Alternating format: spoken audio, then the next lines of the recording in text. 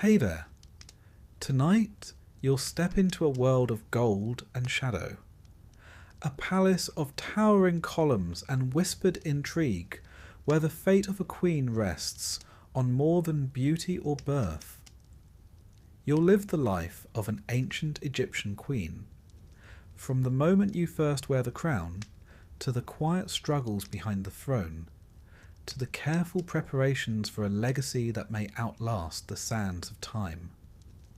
You'll face rival queens, jealous priests, uncertain alliances, and the unsettling truth that even goddesses are not safe. If this kind of storytelling helps you rest, feel free to like the video and subscribe, but only if it brings you peace. And let me know in the comments where you're listening from, and what time it is right now. It's strangely comforting to see who else is out there drifting off to the same quiet story. So, dim the lights. Let a soft fan hum in the background. Settle in. And let's begin with the rise of a queen. Imagine a land of sun-drenched stone and shimmering river reeds, where the great Nile slices through the desert like a living god, where gold glints beneath linen veils and the scent of blue lotus drifts through towering palace halls. You are in ancient Egypt, not as a faceless peasant, nor even as one of the ever-bickering scribes. Number today, your fate is sealed with coal-lined eyes and a crown of lapis lazuli. You are to become great royal wife, Queen of Egypt, consort to the living god upon the throne. It is, as they say, an honour. Though whether you will still feel so honoured by the end of your days is another matter entirely. From the moment the high priest's messenger arrived at your family villa with trembling voice and sealed papyrus scroll, your life has been spinning faster than the potter's wheel. Your father, a nobleman of the court, one of the few who might have hoped for such a match, nearly choked on his pomegranate wine. Your mother wept tears that seemed part pride, part dread. You yourself? You smiled, because that is what one does. Inside, a strange knot began to twist beneath your ribs, a knot that even the finest perfumed oils cannot soothe. And so here you are, carried aloft upon a gilded litter borne by 6 of the Pharaoh's finest soldiers, your linen robes trailing like a river of light behind you. The streets of Thebes swarm with onlookers, their voices rising in a wave of acclamation. Or is it curiosity? They shout your name, though many do not know your face. They know only that today a new queen will be crowned. And perhaps, privately, they know too that such queens do not always remain queens for long. The great temple of Karnak looms ahead, colossal columns thick as cedar trunks, each etched with the exploits of kings long dust. The air hums with incense and anticipation. As your litter is lowered before the towering gates, you feel the first flutter of real fear. Once you pass through, there is no turning back. You are met by the high priest, an ancient figure so gaunt he seems to have been carved by the same artisans who built these walls. His smile is thin as papyrus. "Come, daughter of Egypt," he intones, voice echoing through the stone. It is time. You follow him beneath the massive lintels, feet bare upon cool alabaster tiles. Ahead, the inner sanctuary shimmers with lamplight. Statues of Isis and Hathor gaze down upon you, serene and pitiless. Here, the rites of queenship will bind you to the throne, and to all that comes with it. The coronation ritual is long, deliberate, and thick with meaning. You are washed in sacred water, drawn from the Nile at dawn.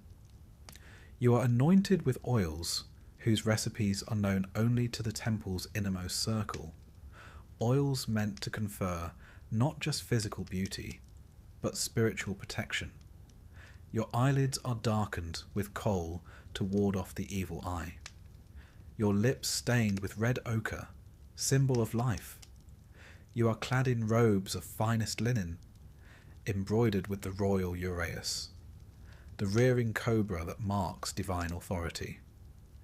It is a serpent that offers no comfort. And then, the moment, the great crown of the queen is brought forth, gleaming with gold and semi-precious stones. The high priest lifts it high above your bowed head, his voice solemn as he declares you great royal wife of the two lands. The crown settles upon your brow with surprising weight. You resist the urge to shift beneath it. At that moment, the doors to the sanctuary swing wide. A trumpet sounds. You emerge once more into the blinding sun, the air thick with cheering and flower petals. But though you smile and wave as trained, already your mind is elsewhere. You know the stories. Every girl at court whispers them beneath embroidered fans. How queens have risen to command armies, to guide kings, even to rule in their own right. And how they have been poisoned, betrayed, erased from memory as though they had never been. There was Nefertari, beloved of Ramses the Great, whose face still gazes serene from her tomb, yet whose life was marked by bitter rivalry within the palace. There was Nefertiti, queen beside the heretic king Akhenaten, whose very fate remains an enigma. Some say she ruled after him, others that she was cast aside. And there was the formidable Hatshepsut, who seized the throne itself, and whose stepson later chiselled her name from monuments in furious retribution. Such is the double-edged sword of queenship in Egypt. For all the silks and perfumes, the days spent drifting through shaded colonnades or presiding over temple rites, the queen walks a knife's edge, too visible, and she courts jealousy. Too passive, and she invites replacement. Producing an heir may secure her place, or simply paint a target upon her back. And the harem? Ah, the harem. You have not yet set foot within it, but already you know its whispered reputation. A gilded prison where royal wives and concubines jostle for influence, their children pawns in a game older than the pyramids. There, poison is a language as fluent as gossip. Favours are won not with smiles, but with alliances. The queen reigns supreme, or so it seems, until the day she does not. Yet for now, outwardly at least, the world is yours. You are presented to the court in a grand ceremony within the palace's pillared audience hall. The pharaoh himself, a living god in gold and lapis, eyes outlined in kohl, takes your hand before the assembled nobles. His grip is warm, firm, his smile unreadable. Together you stand before the throne of Horus. Together you receive the acclamation of the court. Yet beneath the ceremony's splendour lies another truth. From this day forth, your life is no longer your own. Your days will begin with ritual ablutions, washed in Nile water and anointed anew. You will preside over festivals and offerings, your image paraded before the people as living embodiment of Isis. You will dine in halls of gilded reliefs, where servants move in silence and every glance is weighed for hidden meaning. You will attend councils, your voice measured carefully, too forceful, and you risk seeming grasping, too meek, and you invite dismissal. At night, within your private chambers, you may gaze upon the moonlit courtyards and wonder how many of your predecessors once stood in this very place, dreaming of freedom. The servants who dress your hair and pour your wine know better than to speak of such things. But in their eyes, perhaps, you catch a flicker of understanding. And then there is the matter of an heir. For all a queen's titles and honours, this is the role upon which her true power rests. A male child secures the dynasty, cements your place beside the king. Yet childbirth is perilous. Many a royal wife has gone to the tomb in pursuit of this duty. Amulets will be placed beneath your mattress, spells whispered over your swelling belly. Physicians will hover, their remedies a curious blend of wisdom and superstition. Should the child be a girl, well, you will try again. And should you bear a boy, rejoicing, yes, and a subtle sharpening of daggers among the court's rival factions. The life of a queen is not a fairy tale of happy endings. It is a tale of survival, of playing the long game beneath a veneer of divine favour. For every Hatshepsut who rose to rule, there were 10 whose names are lost, their sarcophagi empty, their portraits defaced. But there is power too. With patience, wit, and a keen sense of timing, a queen may shape the destiny of Egypt from behind the throne. She may command armies through her son, sway the priesthood, forge alliances that outlive her rivals. The wise queens do not reach for power too soon, nor wait too long. And so, as the sun sets upon this day of days, you sit within the palace's perfumed inner chambers, your crown newly polished, your fingers stained faintly with henna. The court musicians play softly beyond the screened doorway. The king dines elsewhere tonight, no doubt consulting with his viziers or inspecting temple plans. You sip date wine from a chalice shaped like a lotus. Sweet, yes, but laced with the bittersweet taste of all that lies ahead. You are great royal wife of Egypt, adored, envied, watched from all sides. Behind the silks and gold lies a simple truth. Here, power and peril are one and the same. Sleep well, queen, while you still can. Morning comes not with a gentle nudge, but with the deliberate chime of bronze bells in the dark. You are awake before the first blush of sun gilds the horizon, before even the acolytes have swept the sand from the temple courtyards. The queen must be seen, polished, radiant, otherworldly, before the realm itself stirs. In the stillness of your private chambers, carved cedar screens filter the early light.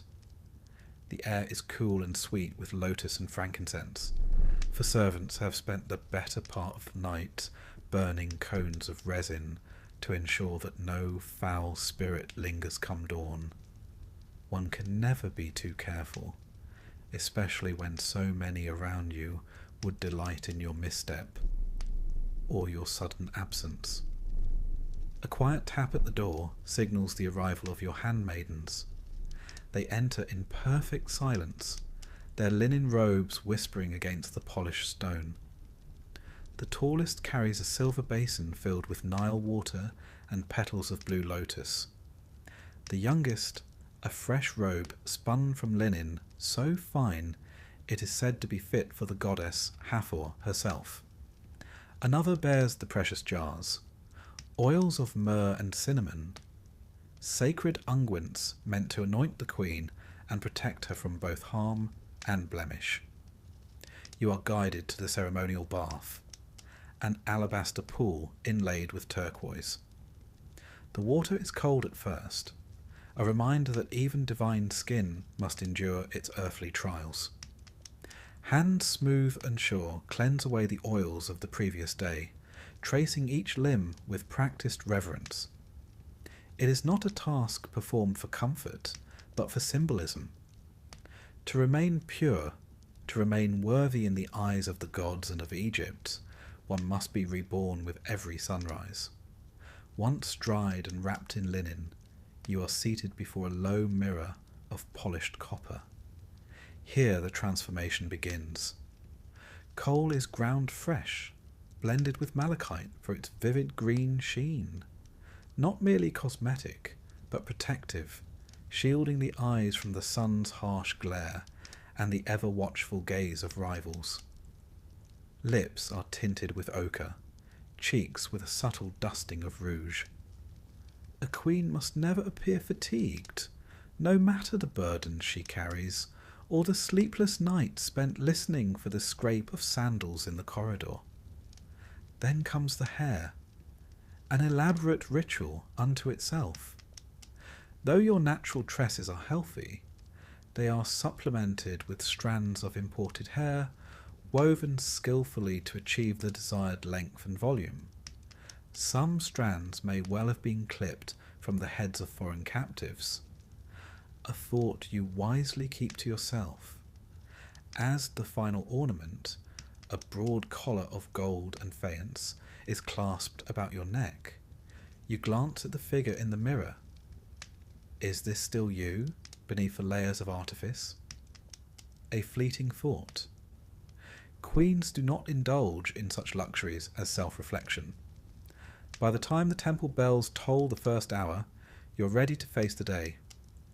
Your appearance must suggest a woman untouched by mortal concerns, serene, gracious, above the petty dramas of court life.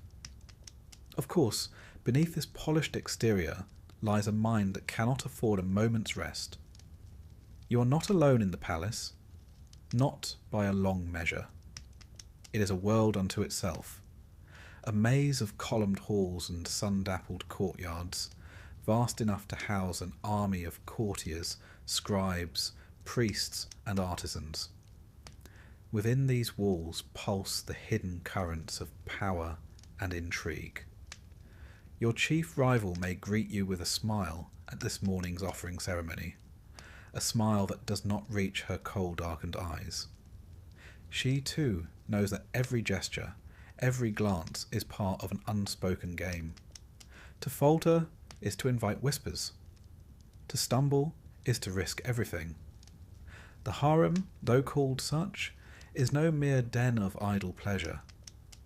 It is a complex political engine, its chambers echoing with the laughter of children who may one day rise to challenge the line of succession.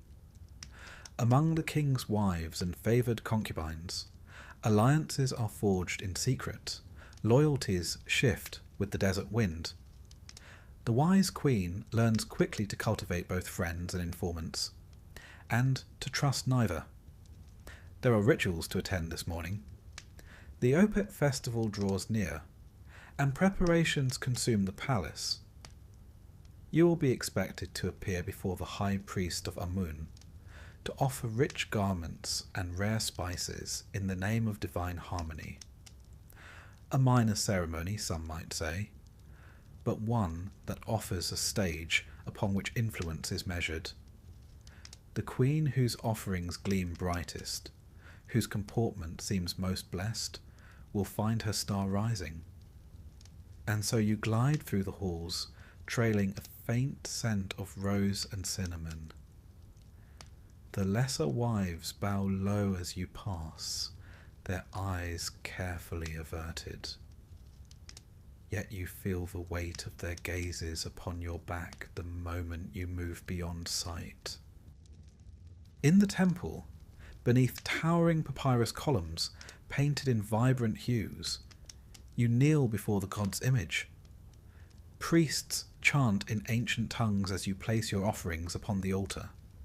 Silks from Byblos, lapis from far-off Afghanistan, unguents crafted by the palace's finest perfumers. Every gift is a message, not only to the gods, but to those who watch from the shadows. As the ritual concludes, you catch the eye of one of the king's chief advisors. He inclines his head with a subtle smile, a gesture of deference, or a warning. One must always wonder.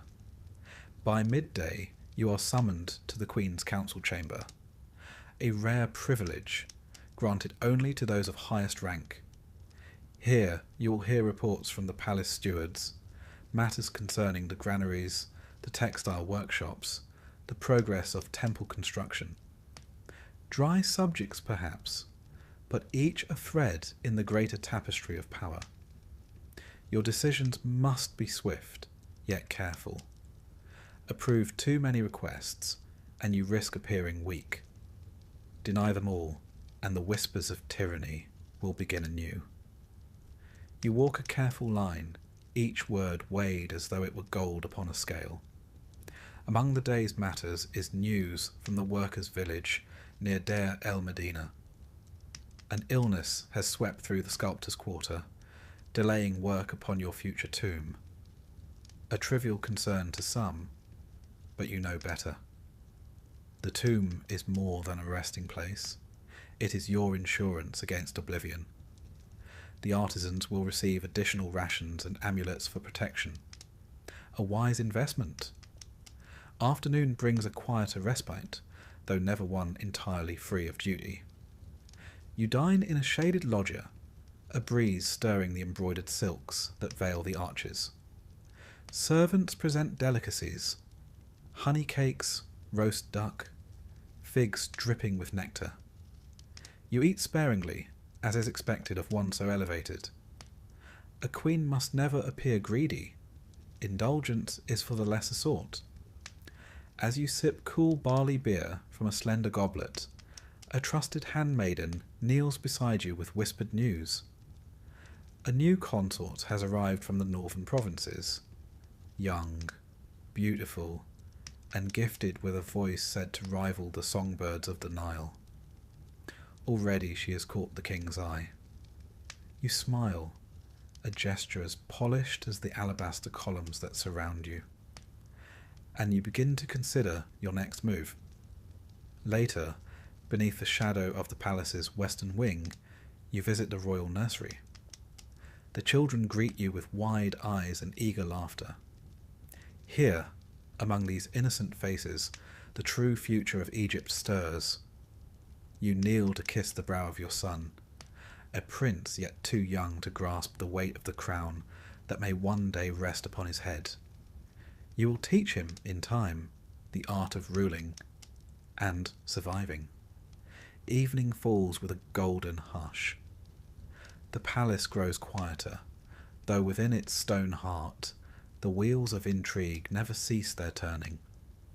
You retreat to your private apartments, where oil lamps flicker against painted walls depicting lotus and papyrus, symbols of eternal life. There is yet one final duty, a private audience with the king. You are summoned to the inner chamber, where incense curls in lazy spirals beneath the gilded ceiling. The king greets you with the measured affection of a man who must divide his time among many. Your words are chosen with care, your gaze demure yet knowing. You are queen, but you are also counselor, diplomat, enchantress. The roles shift as swiftly as the Nile's current. When at last you return to your bedchamber, the moon rides high above the palace. You sit for a time beneath the open lattice work, watching its pale light shimmer upon the stone below. In this quiet hour, the trappings of queenship feel both distant and suffocating. For all the silks and jewels, all the deference and titles, the palace is a cage, one wrought not of iron, but of expectation and vigilance. A single misstep, a whispered rumour, and the queen may find herself cast from its heights to its darkest depths. Yet you are here. You remain. And tomorrow, as the bronze bells chime once more, you will rise again to meet the day's challenges with the grace and cunning that have brought you this far. For such is the life of a queen in ancient Egypt. A dance upon the blade's edge, cloaked in beauty and peril alike. There is a single truth in the palace, that all queens, whether newly crowned or silver-haired with experience, understand from the moment they first pass beneath its painted lintels. Your value lies not in your beauty, nor in your wisdom, nor even in the favour of the king. It lies in your womb. You are great royal wife, yes. But if you cannot produce an heir, and preferably a male heir, your days in these gilded halls may be numbered. No one says it aloud, of course. Court etiquette forbids such crassness. Instead, the expectation settles upon your shoulders like the heavy, broad collar you wear at every ceremony, a constant weight, at once ornamental and oppressive. Already the whispers have begun. You hear them between the polished pillars, where handmaidens exchange knowing glances. You see it in the eyes of the lesser wives and concubines, who watch your every step with thinly veiled anticipation. 1 month has passed since your coronation, then 2. The court astrologers mark the movements of the stars with increasing scrutiny, as if they might coax a royal conception from the heavens themselves. And so begins the most delicate and dangerous chapter of your queenship. It is no simple matter of nature taking its course. No, in Egypt, where the lines between the mortal and divine blur with every sunrise, even the act of producing an heir is shrouded in ritual and superstition. You are bathed in sacred waters drawn at dawn, infused with petals of lotus and fragments of lapis. Priests recite incantations over your garments, your bed, your very breath. Amulets are strung beneath your linen shift, the eye of Horus to guard against miscarriage, the Ankh for life, the frog-headed goddess Heket, midwife of the gods, to ensure safe delivery. Physicians, whose knowledge is equal parts herbal remedy and hopeful guesswork, prescribe strange concoctions, dates soaked in beer and honey, ground pomegranate mixed with frankincense, the occasional live fish, yes, live, pressed gently against the belly to divine the likelihood of conception. One must keep a straight face through such rituals. After all, queens are not afforded the luxury of skepticism. And the king? He too is aware of the stakes, though his attention is divided among many chambers, many women. Still, he dutifully appears when summoned, the union of king and queen being not merely a private affair, but a reenactment of cosmic creation itself. The priests say that in your embrace you embody Isis and Osiris, restoring the divine balance of the land. You try to think of this as you gaze up at painted stars on the ceiling, willing your body to cooperate. When at last the signs of pregnancy appear, a mist moon, a flutter in the belly, the court erupts in barely concealed relief. Musicians play in the courtyards, offerings are made at the temples.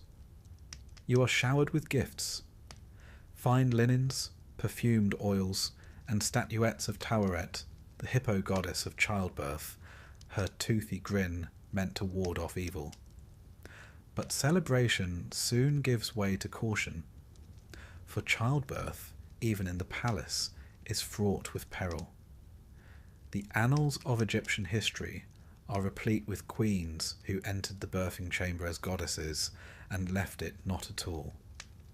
You are moved to special apartments near the temple of Hathor, patroness of motherhood and joy. Here, midwives attend you day and night, their weathered faces betraying both experience and unspoken concern. The floor is strewn with woven reeds and soft mats, the air thick with incense. One corner of the room is reserved for offerings, dates, honey, and the occasional small figurine of a crocodile, a nod to Sobek, whose protective ferocity is invoked at such times. You might wonder at this eclectic collection of guardians, but when faced with the shadow of death, one cannot be too selective in seeking allies. As the months progress, the court holds its breath. The Queen's pregnancy is no private matter. Every noble, every servant, every soldier watches for signs of progress and of danger. Should you miscarry, the blow to your standing would be immediate, perhaps irreversible. Such was the fate of many a royal wife. History whispers of queens quietly dismissed, their names stricken from records after a series of failed pregnancies. Others fared worse, poisoned by rivals eager to clear the path for their own offspring. One cannot overlook the tale of Queen Mutnejmet, wife of the usurper Horemheb, whose repeated miscarriages were immortalized in temple reliefs, and who vanished from a court soon after. Even a successful birth is no guarantee of lasting security, for if the child is female, the court's rejoicing will be muted, the king's gaze perhaps already drifting to younger, more promising consorts. Should the child be male, the stakes rise immeasurably. When your time comes, the palace enters a hush, broken only by the rhythmic chants of the midwives. You kneel upon birthing bricks, inscribed with spells of protection, gripping amulets so tightly that their impressions remain upon your palms long after. It is said that queens do not cry out, that they bear the ordeal with the stoic grace befitting a living goddess. In truth, the stone walls of your chamber have heard many royal screams, though none are recorded in the official annals. At last, a cry pierces the incense-laden air, not yours, but that of a newborn, a boy. The news spreads like wildfire through the palace. Bells ring out from Karnak. Priests light great fires upon the riverbanks. The queen has borne a prince. The dynasty is secured, for now. But this victory is tempered by reality. You know that even royal infants are not immune to the frailties of flesh. The child is swaddled in the finest linens, placed beneath protective amulets, and watched by wet nurses whose loyalty has been vetted 12 times over. A single misstep, a single drop of poison slipped into milk, and the triumph of today could become tomorrow's morning. You must be vigilant. Already factions within the palace shift and realign. The mother of the next in line is a powerful force, but also a target. One need only recall the fate of Queen Tia's daughter, murdered in infancy amid court intrigue, her name deliberately forgotten by the chroniclers. Even as you recover, your duties resume. You appear at public ceremonies, the infant prince cradled in your arms beneath a canopy of ostrich feathers. Statues are commissioned in your likeness, inscriptions proclaiming you mother of the god's son. Yet in the shadows, rival eyes glitter with envy. For queens in Egypt, there is no true rest. Having secured your position with an heir, you must now defend it with equal fervour. The harem buzzes with fresh schemes. The lesser wives whose sons must now vie for favour redouble their efforts. The old games resume, more dangerous than before. You attend council meetings with the king, your presence a subtle reminder of your new standing. You cultivate alliances among the priests and the nobility, ensuring that should calamity strike, as it so often does, you have the means to protect both yourself and your son. In private moments, you gaze upon the sleeping child with a mixture of fierce love and cold calculation. This tiny, squirming creature is your greatest triumph and your greatest liability. To raise a future pharaoh is to walk a perilous path, one where each tutor, each nursemaid must be scrutinized, each playmate considered a potential threat. And should the king take another great royal wife, not unheard of should you fall from favour, your task will become even harder. The court has long memories and short loyalties. One must never grow complacent. In time, if fortune favours you, your son will grow strong and wise. You will guide him through a labyrinth of palace politics, teaching him whom to trust and whom to watch with smiling suspicion.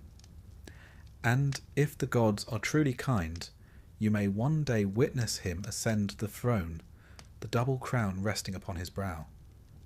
But that day is far off. For now, you remain within the palace's painted cage, every breath a measured act of survival. You have borne an heir.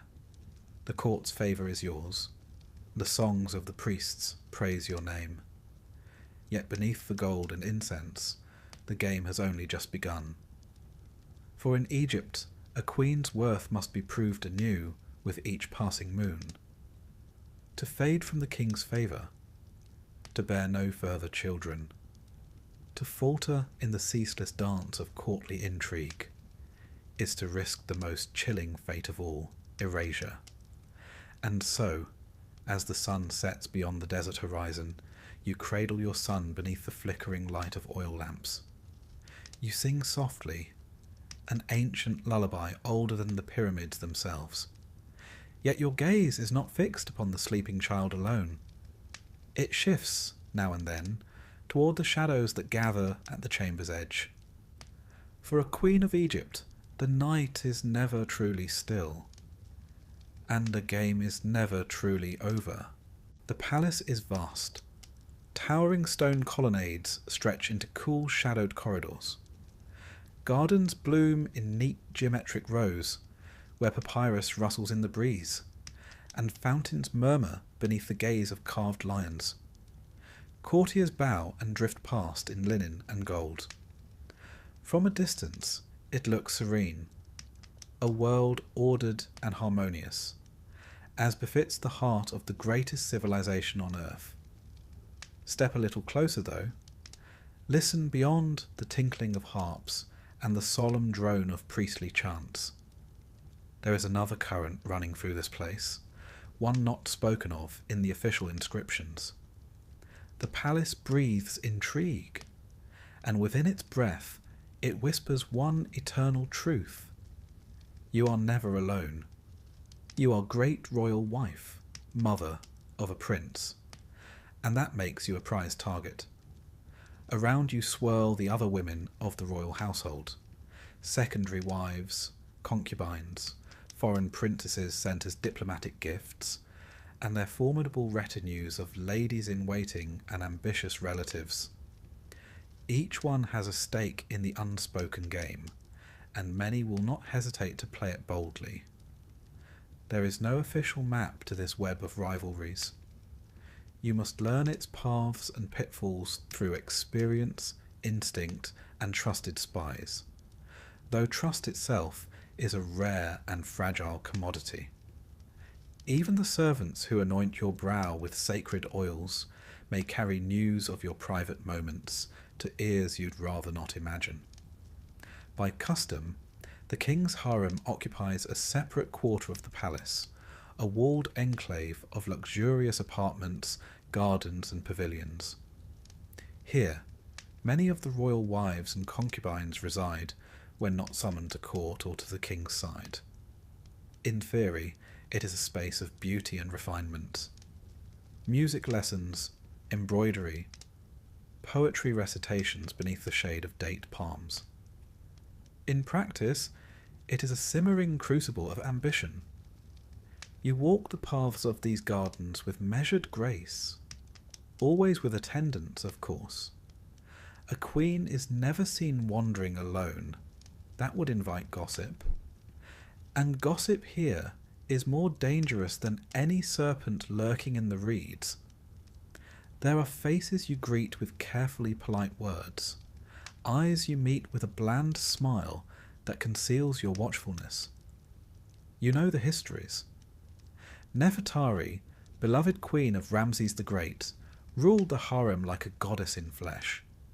Yet even she faced the unending rivalry of Isetnofret, a secondary wife whose own son would eventually inherit the throne.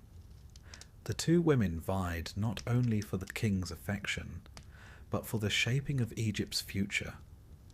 Their courtiers manoeuvred behind silken screens. Their allies whispered in temple halls.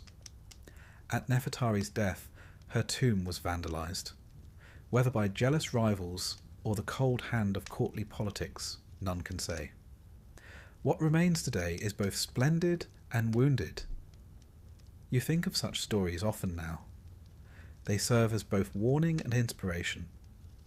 Each new arrival to the palace, each young concubine with eyes like polished obsidian, each foreign princess with her father's promises and her mother's cunning, is a potential threat.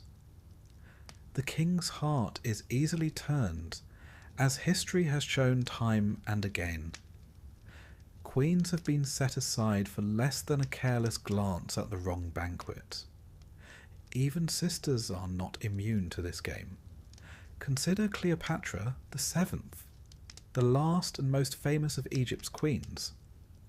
In a world no less treacherous than yours, she eliminated her own siblings to secure the throne. Her brother husband Ptolemy the 13th was drowned in the Nile after their bitter civil war. Her younger sister Arsinoe was paraded through Rome and later executed at Cleopatra's request. It is a grim reminder that in matters of power, blood offers little protection. You take tea today in one of the palace's shaded gardens, the sandstone walls hung with woven garlands. A small gathering of royal women has been arranged, ostensibly to celebrate the upcoming Opet festival. In reality, it is a subtle test of alliances. The Queen's tea, like all things here, carries its risks. The palace kitchens are well guarded, the chief cupbearer loyal to you, or so he says. Yet poison need not be crude to be effective. A tincture that clouds the mind, a powder that weakens resolve, a slow-acting venom masked by sweet honeyed dates. You sip carefully, smile lightly. The cup never leaves your sight. Conversations drift around you. A young concubine boasts of her skill with the harp. Another praises the king's latest hunting exploits. All harmless on the surface. But beneath the words flow subtle currents of status and intent. Every compliment is a probe, every glance a calculation. One of the lesser wives leans forward, her eyes gleaming. "Your son grows strong, my queen. I hear he bested his tutor in wrestling last week." A harmless comment, or a veiled threat. To draw attention to your son is to draw attention to the ambitions that circle him like vultures. "He is a child," you reply smoothly. "He enjoys his games." You shift the topic with practiced ease, asking after the health of her daughter. To accept flattery is dangerous. To appear defensive, fatal. Such exchanges are endless, their stakes invisible to the casual observer. Many queens of old failed to master them and paid dearly. Queen Ankhesenamun, widow of Tutankhamun, sought alliance with a foreign prince to secure her safety. A bold move that ended with her vanishing from the record. Was she betrayed by a rival? Silenced by the priests? No one knows. Even now, you must wonder which smiles around you conceal knives. The old adage holds true. A quiet tea in the garden can be more dangerous than a battlefield. Your allies are few, and must be cultivated with care. A trusted lady-in-waiting whose family owes you loyalty. A eunuch whose discretion has been purchased with gold and promises. A priestess whose whispered prayers carry double meanings. You build your network slowly, patiently, for haste invites exposure. Yet alliances shift. Friendships sour. Today's confidant may be tomorrow's betrayer. The palace records are rich with such cautionary tales. In quieter moments, you walk among the statues of past queens. their faces serene in alabaster or painted with fading pigments, offer no counsel. Yet their stories linger. You think of Tie, wife of Amenhotep III, who wielded immense influence and corresponded with foreign kings, yet whose legacy was nearly eclipsed by the rise of Akhenaten and his religious upheaval. You think of Hatshepsut, who dared to rule as king, donning the false beard of Pharaoh. For years she outmaneuvered her rivals, until her memory was almost entirely erased by the jealous Thutmose III. Such are the lessons you must heed. Power is never given freely. It is seized, defended, and, if one is wise, relinquished only at death. As evening falls, the gathering disperses. Courtiers retreat to their quarters. Musicians pack away their lyres. You linger a moment beneath the stars, the scent of jasmine thick in the air. A new note arrives by the hand of a trusted servant, unsigned, of course. It speaks of a foreign envoy scheduled to arrive in secret tomorrow, bearing gifts for one of the king's newer favourites. Another ripple in the pond, another game to watch.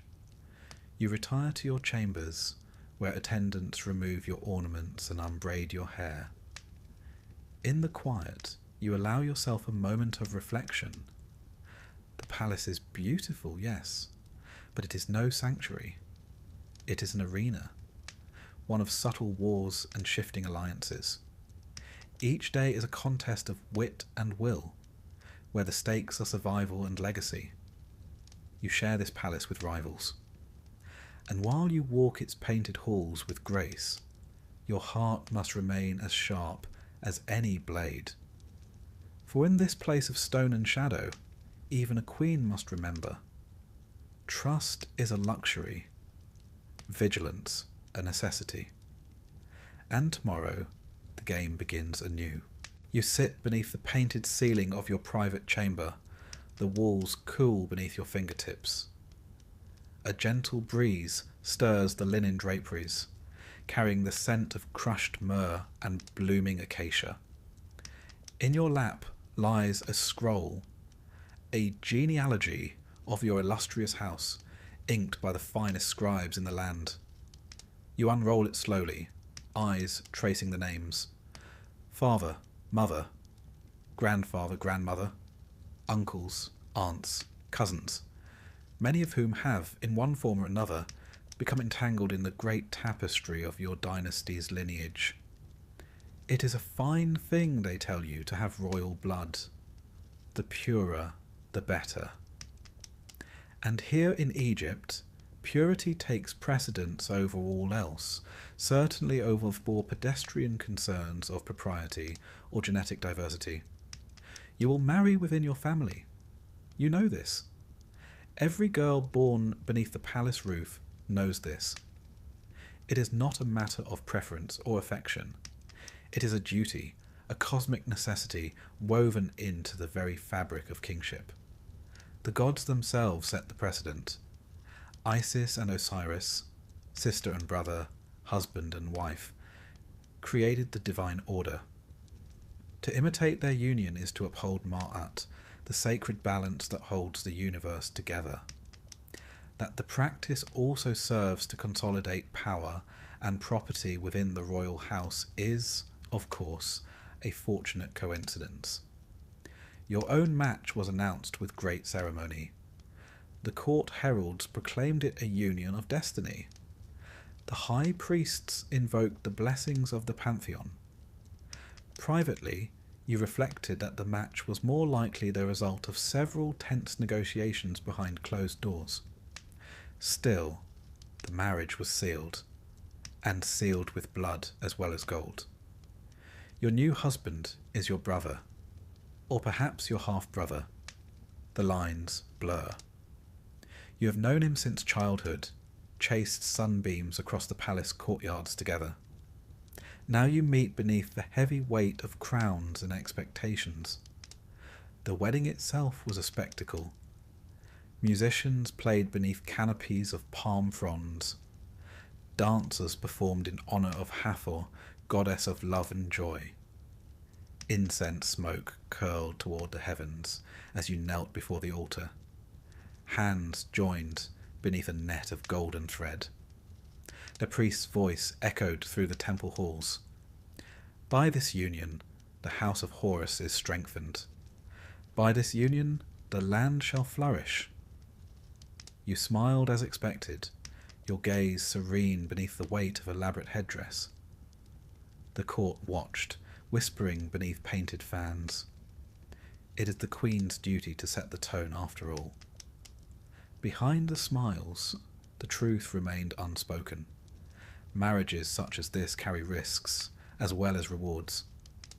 The royal family tree is a twisted thing, its branches curling back upon themselves like the tendrils of a papyrus plant.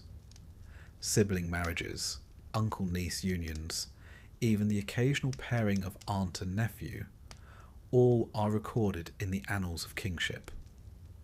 The line of the Ptolemies would later make an art of such unions, but they were hardly innovators. Consider Akhenaten, the heretic king, and his great royal wife Nefertiti. While their exact relationship remains a matter of scholarly debate, their daughters were later wed to their own relatives, perpetuating a cycle that would culminate in the tragic figure of Tutankhamun.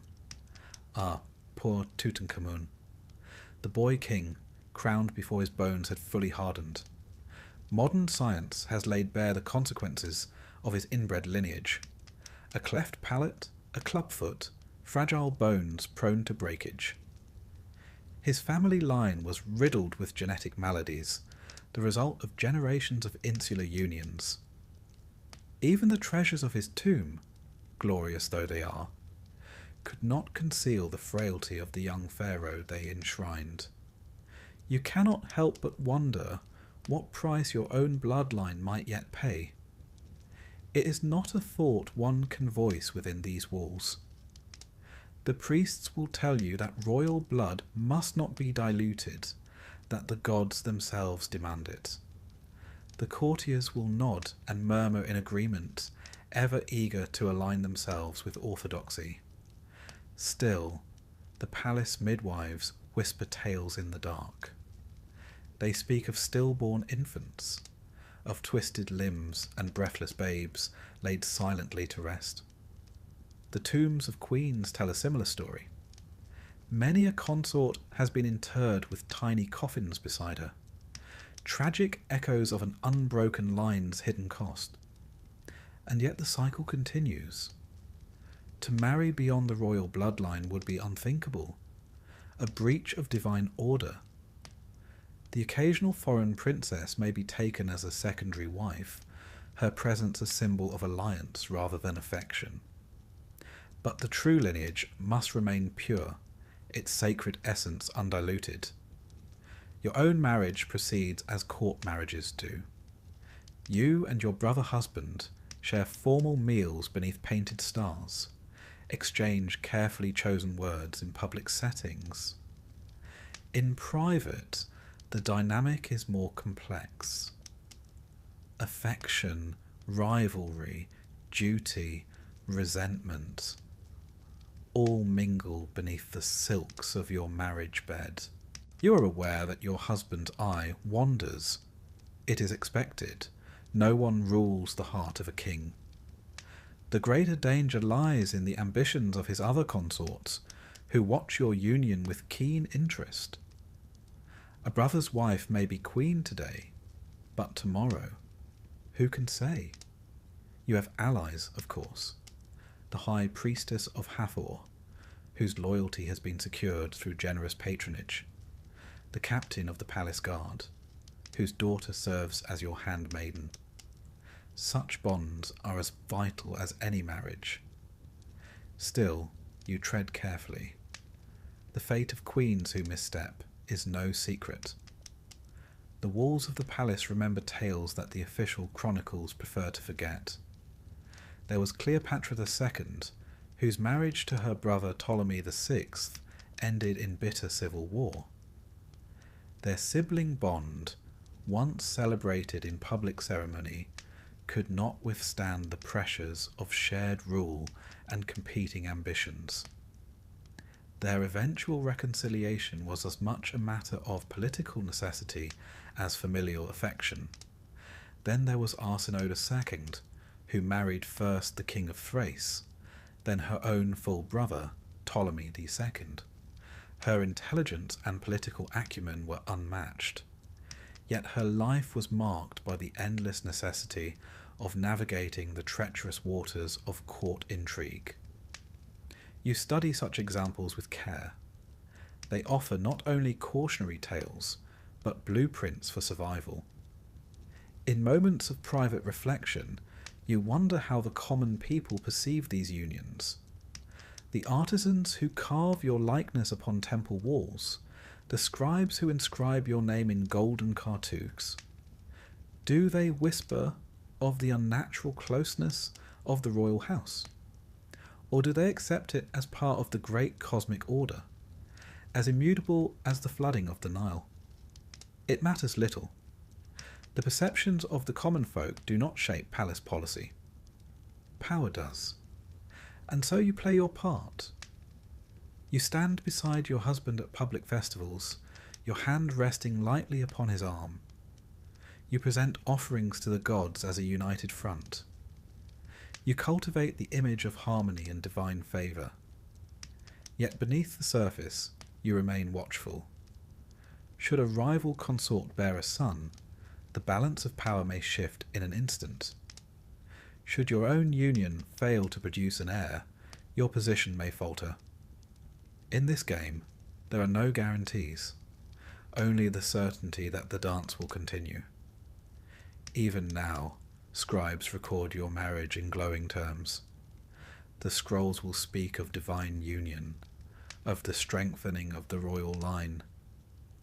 They will not speak of your private doubts, of the knowledge that the path you walk is both gilded and perilous. You roll the genealogy scroll once more, its inked names seeming to twist beneath your gaze.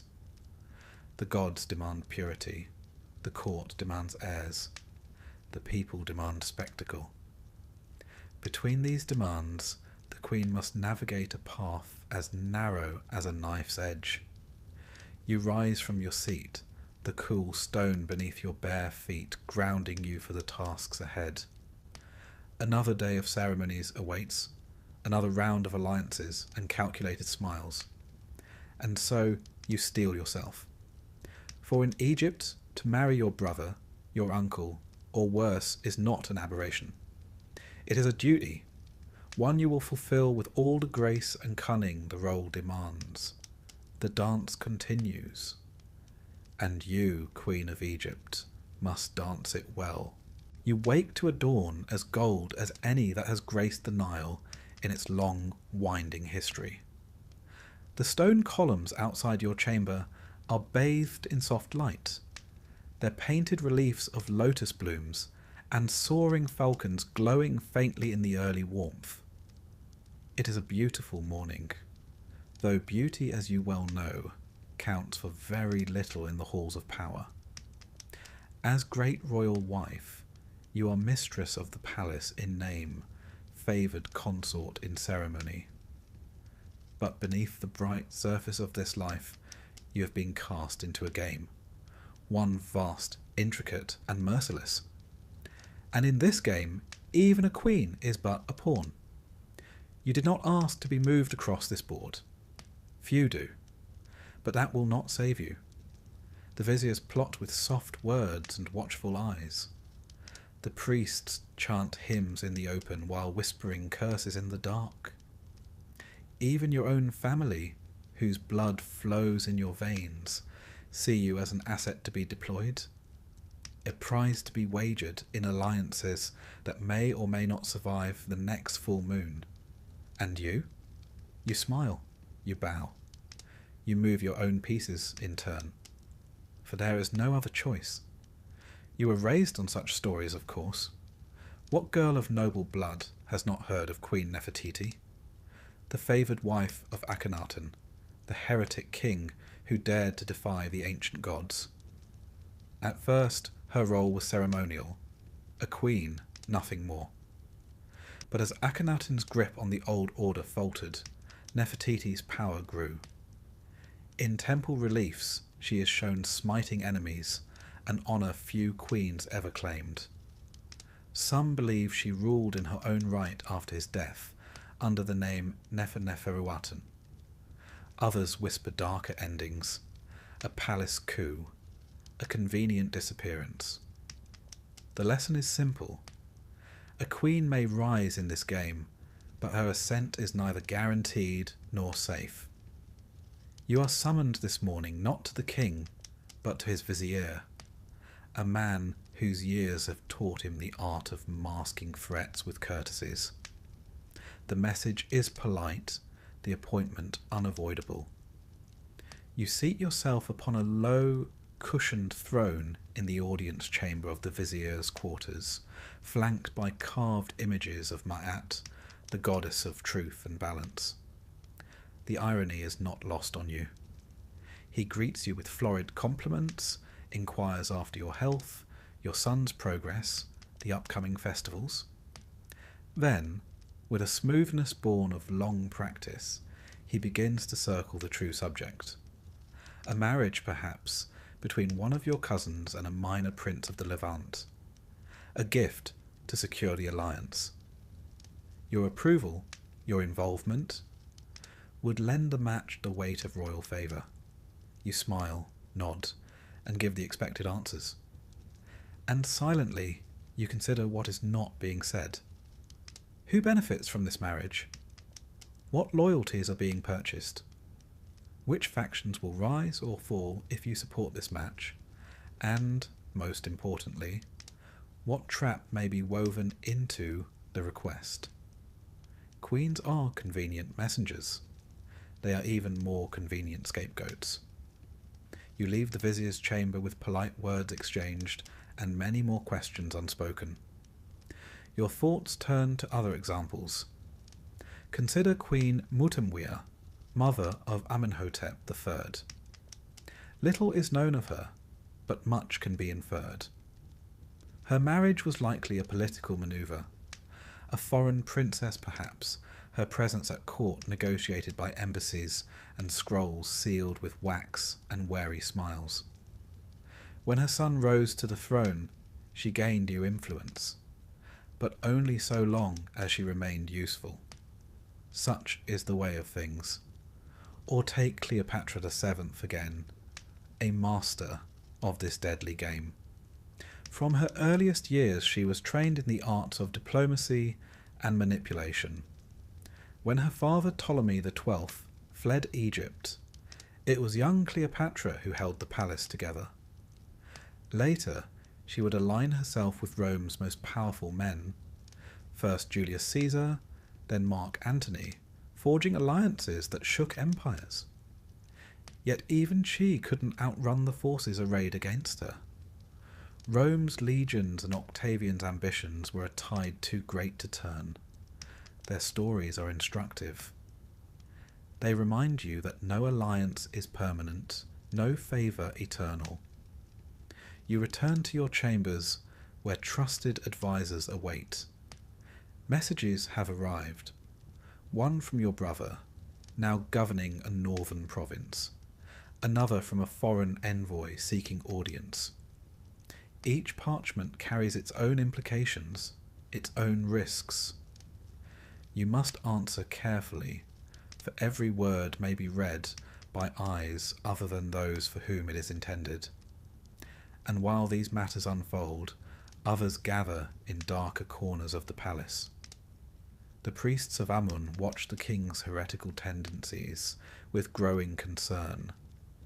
Some whisper of ancient prophecies, of rightful bloodlines, and the necessity of sacrifice to restore cosmic order. You are no stranger to such murmurs, nor to the veiled threats they carry. You're not untouched by the machinations of your own kin, either. Your uncle writes often, urging you to press certain causes before the king. A priesthood appointment here, a land grant there.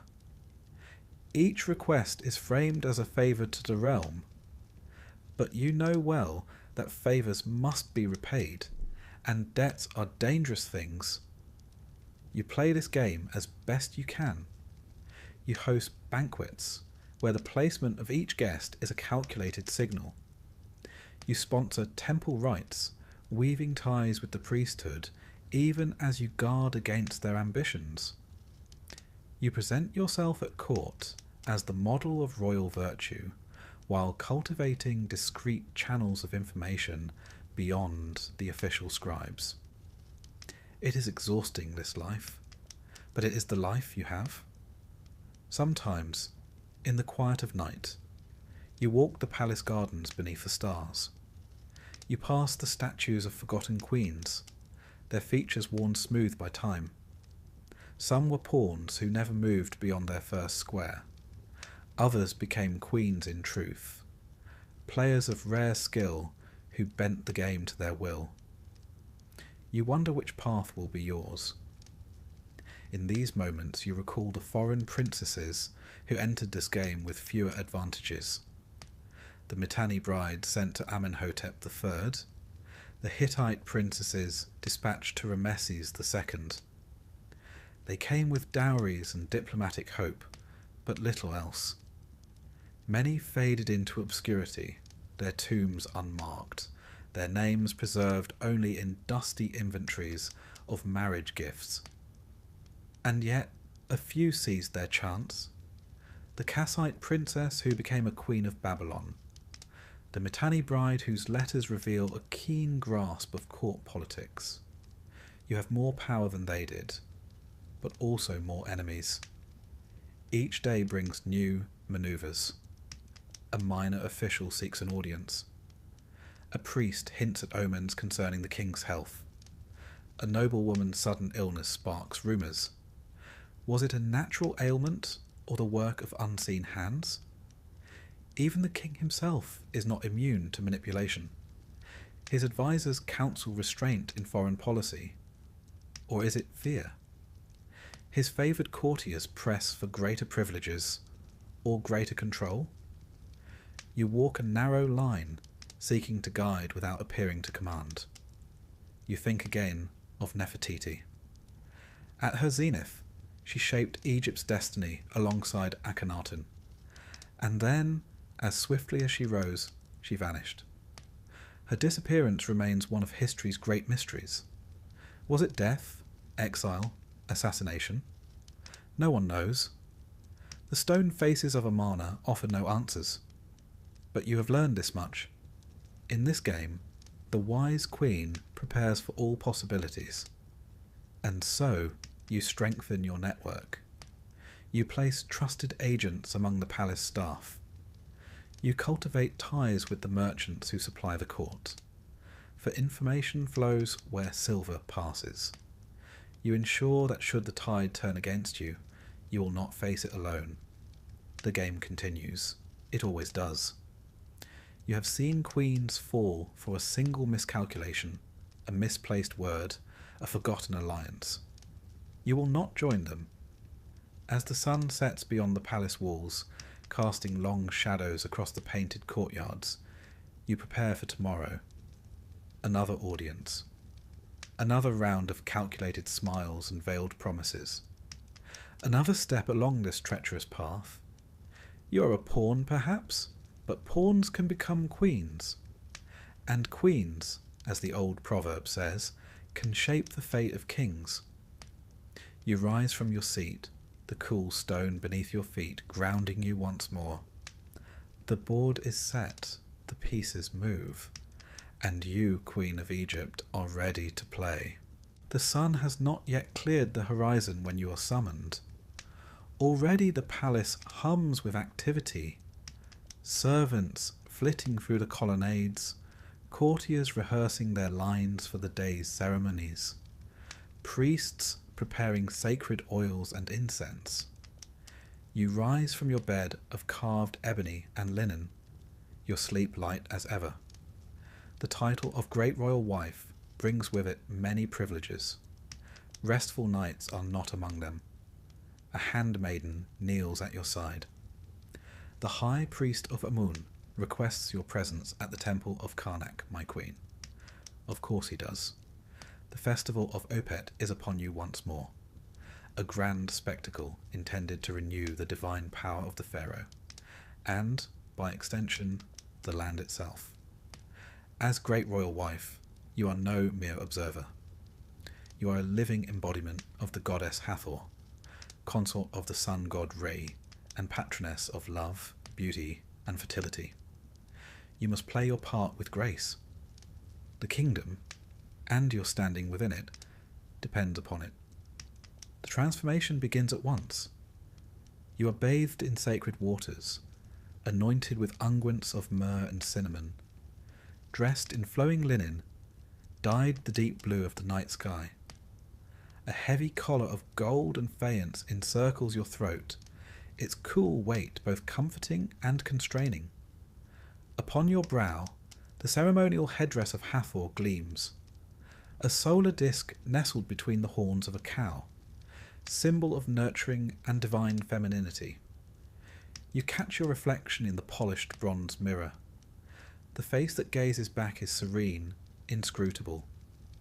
A goddess, or so they must believe.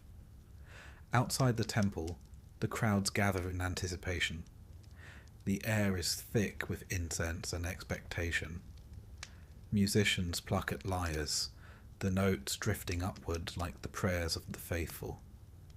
Priests chant hymns older than the pyramids themselves, their voices echoing through the stone corridors. You make your entrance beneath a canopy of ostrich feathers, flanked by priestesses and guards. The people prostrate themselves as you pass, their cries rising in a tide of devotion. Behold Hathor incarnate. Behold the queen, beloved of the gods. It is a heady experience, this public adoration. Yet beneath the gilded surface lies an undeniable truth. Worship is no shield. If anything, it invites sharper knives. You recall the fate of Queen Amos Nefertari, revered in her lifetime as a divine figure. Statues of her stood in temples across the land. Offerings were made in her name centuries after her death. Yet in the volatile years following her reign, her descendants were swept aside by rival factions. Veneration did not prevent betrayal. You step carefully through the temple's great hypostyle hall, each footfall a study in controlled grace. The king awaits beneath the towering columns, a living god in gold and lapis. Together, you perform the rituals of renewal, presenting offerings, pouring libations, reciting sacred texts. The air vibrates with reverence and scrutiny. For every priest who bows in devotion, another watches with calculating eyes. Popularity, after all, is a dangerous thing. The queen who commands too much affection from the people may find herself accused of overstepping, of eclipsing the king himself. History offers no shortage of cautionary tales. Consider Queen Tia, wife of Amenhotep III. A woman of remarkable intellect and political acumen, she wielded influence beyond the palace walls, corresponding with foreign rulers and advising her husband on matters of state. Her statues were erected alongside the king's, an unprecedented honour.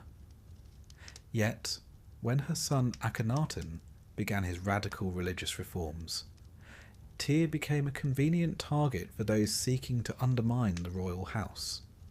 Her legacy was tarnished by association, her memory contested. Even the divine are not immune to public opinion. As the procession winds its way through the temple complex, you offer measured smiles to the assembled dignitaries. A well-placed glance here, a gracious nod there. Each gesture is calculated, each moment an opportunity to reinforce alliances, or to remind potential rivals of your enduring presence. Among the crowd you spot a familiar figure, the High Priest of Amun, resplendent in ceremonial garb. His eyes meet yours, a flicker of something unreadable passing between you. Respect? Resentment? A mixture of both, perhaps. The priesthood wields power nearly equal to the throne. Their favour is invaluable and fickle. Too close an association invites suspicion. Too distant a stance invites hostility. You walk a narrow path indeed. Later, in the cool shadows of your private chapel, you offer prayers of your own. The goddess Hathor smiles serenely from her gilded shrine. You wonder, not for the first time, whether the divine truly intervene in mortal affairs, and whether they find amusement in the tangled games of palace life. Your attendants bring news as you recline upon a cushioned bench. Whispers circulate of a rival consort's rising favour. A lavish new estate granted by the king. A private audience that lasted well beyond the expected hour. You mask your reaction with practised ease. Such tides rise and fall daily. The wise queen remains steady, unmoved. Yet you take note. The game is relentless. A single misstep, a single lapse in vigilance, can unravel years of careful positioning. Consider Queen Nefertari, beloved of Ramses the Great. Her beauty and wisdom were immortalized in her magnificent tomb, adorned with celestial imagery and hymns of praise. Yet even she faced rivals within the harem, chief among them Isetnofret, whose son would ultimately succeed to the throne. Nefertari's enduring legacy did not shield her from courtly intrigue. You instruct your attendants to prepare gifts for the high priest. A subtle reminder of your piety, a gesture to maintain favour. Influence, like incense, must be continually renewed, lest it dissipate into nothing. As evening falls, the festival reaches its zenith. Torches blaze along the processional route, casting flickering shadows upon the stone walls. You ride in a ceremonial bark, the people thronging the banks of the Nile, their chants echoing across the water. Hathor lives, the queen is her vessel. In this moment, you are adored beyond measure. Yet the weight of the headdress upon your brow serves as a constant reminder. Adoration is fleeting. Safety is an illusion.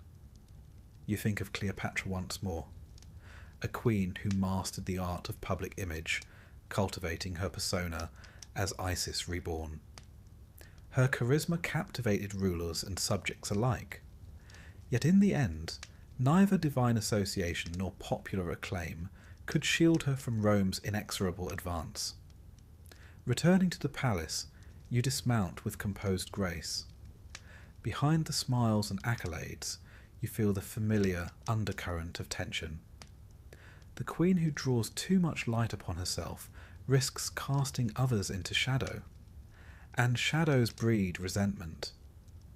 In your private chambers, you remove the heavy regalia piece by piece, the solar disk, the golden collar, the layers of perfumed linen. Beneath it all, you remain yourself, flesh and blood, a woman navigating a treacherous world beneath a veneer of divinity. You know that tomorrow will bring fresh challenges. The favour of the gods may be eternal, that of the court decidedly less so. And so you prepare once more. For in Egypt, a queen may be worshipped as a goddess, but she is never, ever safe. You do not sleep deeply anymore. Not truly. The palace is too full of whispers for that. The night air brings them through cracks in stone and silk. A servant's careless word here, a scribe's furtive glance there. In this life, the trick is not to silence such whispers. It is to hear them first. And so you wake, well before dawn, to the rustle of your most trusted handmaiden slipping through the door. A message is pressed into your palm. A scrap of linen, no more. One glance is enough, and there is movement among the concubines. One in particular has grown bold, too bold. She boasts of the king's growing affection, of late-night audiences and gifts wrapped in lapis and ivory. And worse, she has begun to gather allies. You smile faintly, though there is no mirth in it. You had expected as much. In the great game of the Egyptian court, survival is not merely a matter of charm or divine favour. It is a matter of vigilance, and of striking first when the balance tilts. History remembers the queens who played this game well. It remembers, too, those who failed. You rise from your couch, moving with deliberate ease. Outside, the moon lingers pale against a violet sky.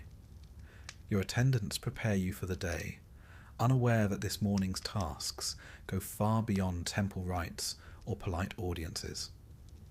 As they drape you in fine linen and coil your hair with strands of gold, your mind is elsewhere, assessing your pieces, testing the strength of each. You think of Nefertiti, whose statues once stood beside her husband's as an equal ruler. Some say she orchestrated her own rise through careful alliances with the priesthood and military. Others whispered darker tales, that rivals were silenced with poisoned honeycakes, that dissenters vanished into the sands beyond Amarna's walls. The truth? It hardly matters. The result was the same. For a time, she held the power of kings in her own hands. You step into the corridor, your sandals whispering against polished stone. Waiting in the shadows is one of your most discreet agents, a eunuch who oversees the palace kitchens and has ears in every corner. He bows low and murmurs quietly, "Yes, the concubine has sent word to a priest of Ptah. There is talk of offerings, and of a prophecy concerning her unborn child. A dangerous gambit. The priests can make or break a royal faction. If they proclaim a child blessed by the gods, the king's affections may harden into something more lasting." You thank him with a nod and a coin pressed discreetly into his palm. The coin is a formality. Loyalty must be nurtured constantly. The day unfolds with its usual pageantry. You attend court, listening with practiced patience as minor nobles present petitions. You exchange polite words with the king, noting the tired set of his shoulders, the lingering touch of his new favourite's perfume. And all the while, your mind turns over the board. Queens who survived this game did not wait for fate to play their hand. They shaped events with quiet force, with whispers in the right ears, with smiles that concealed daggers. You think of Arsinoe II, who married her brother Ptolemy II and ruled as co-sovereign. She crushed her political enemies with ruthless efficiency, exiling rivals and rewriting temple inscriptions to solidify her divine status. Few mourned those who vanished in her wake. Fewer still dared oppose her afterward. Your own strategy must be more subtle. Direct action invites too many eyes. But there are other ways. Later that afternoon, beneath the pretext of overseeing preparations for an upcoming festival, you summon the High Priestess of Hathor, a woman whose loyalties have been carefully cultivated with gifts of rare perfumes and generous endowments to her temple. Over cups of date wine, you speak lightly of omens and portents. You suggest, with the gentlest of phrases, that the concubine's rising influence may be unsettling the cosmic balance, that rumours of her child's supposed divine favour risk angering the gods. The priestess nods slowly. Her temple's rituals, after all, depend upon the queen's continued generosity. A quiet word from her can blunt the concubine's ambitions without bloodshed. This is the first move. You must also address the concubine's allies. A list has been prepared. minor officials, household staff, ambitious courtiers drawn to the scent of rising power. Some will be warned, others will be removed, reassigned to distant posts, their influence quietly eroded. You remember Cleopatra VII's mastery of this art. She charmed Roman generals and Egyptian priests alike, weaving a web of alliances that kept her on the throne despite overwhelming odds. Yet she knew when charm must give way to force. Her half-sister Arsinoe learned this lesson too late, paraded through Rome in chains before meeting an untimely end. Such ruthlessness is not your first choice, but you will not hesitate to employ it. That evening, you attend a private banquet. The king is present, flanked by courtiers and advisors. The concubine is there as well, radiant in lapis and gold. Her laughter rings a touch too loudly through the hall. You meet her gaze with a smile that is both gracious and cold. You speak little, allowing the silence to speak for you. And as the evening wears on, you note with satisfaction the subtle shift in the room. Glances exchanged, conversations paused as the high priestess's warnings begin to ripple through the court. Later, beneath the moonlit colonnades, you confer with your steward. Certain shipments of fine oils and silks meant for the concubine's apartments will be delayed indefinitely. A message will be sent to the captain of the palace guard, requesting increased patrols in certain quarters. Visibility, after all, discourages reckless ambition. And so the game unfolds. You plot, you spy, you strike first, with words, with influence, with the careful orchestration of perception. You recall Queen Hatshepsut, who rose from regent to pharaoh in her own right. Her path was not secured through brute force alone. She built alliances with the priesthood, commissioned grand temples, and controlled the narrative of her reign through art and inscription. It was only after her death that her enemies dared deface her monuments. Too little, too late. You aim for the same legacy. But unlike Hatshepsut, you cannot yet command armies or don the false beard of kingship. Your weapons are subtler, and no less effective. Days pass, the concubine's influence wanes, her boasts growing quieter. The priests no longer speak of divine favour. Her allies drift away, sensing the shifting winds. You do not celebrate openly? Such victories are fragile. One must remain vigilant, always. Yet in the quiet of your chambers, as your attendants prepare you for another day of ritual and performance, you allow yourself a rare moment of satisfaction. You have played this round well, but the game is never over. Beyond the palace walls, foreign embassies arrive bearing gifts and hidden agendas. Within, new rivals await their moment. The king's affections remain as mercurial as the Nile's flood. You will plot again. You will spy again. And when the time comes, as it surely will, you will strike first once more. For in Egypt, a queen who waits for fortune to favour her is a queen who does not long survive. There comes a day when even the brightest queen in Egypt begins to glance more often toward the west, not toward foreign lands or shifting alliances, but toward the golden arc of the setting sun.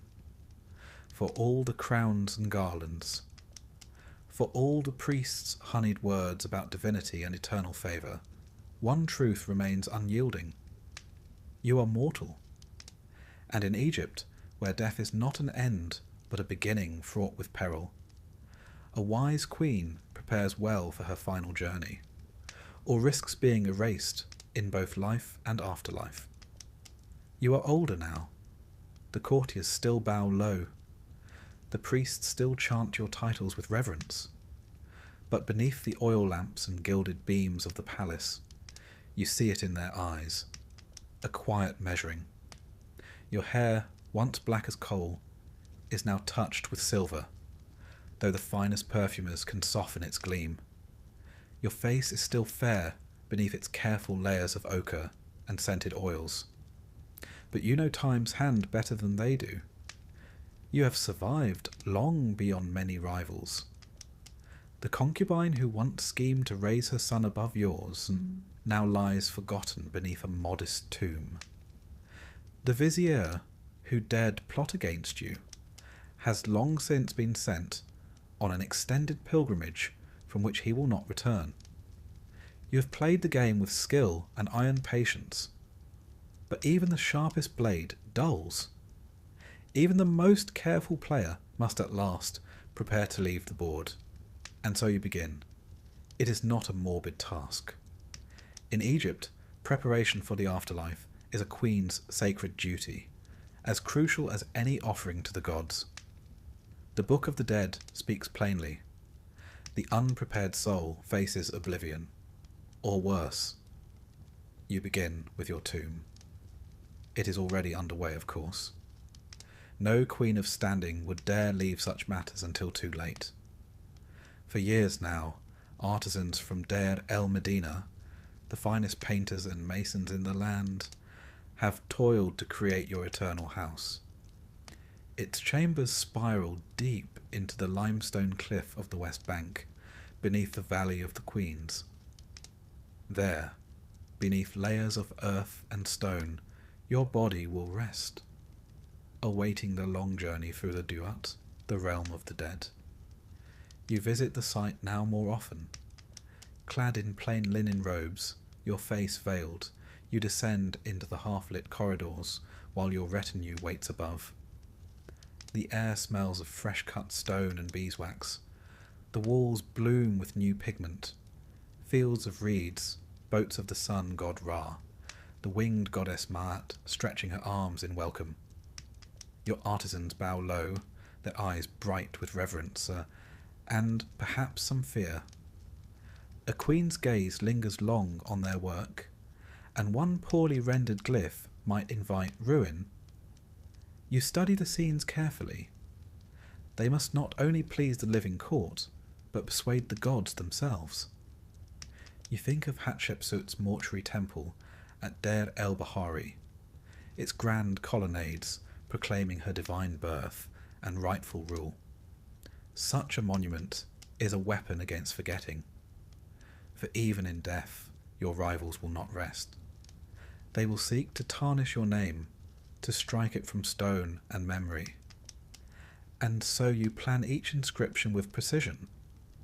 Your titles, great royal wife, mother of the king, mistress of the two lands, must be chiselled deep, so no careless chiseller can erase them lightly.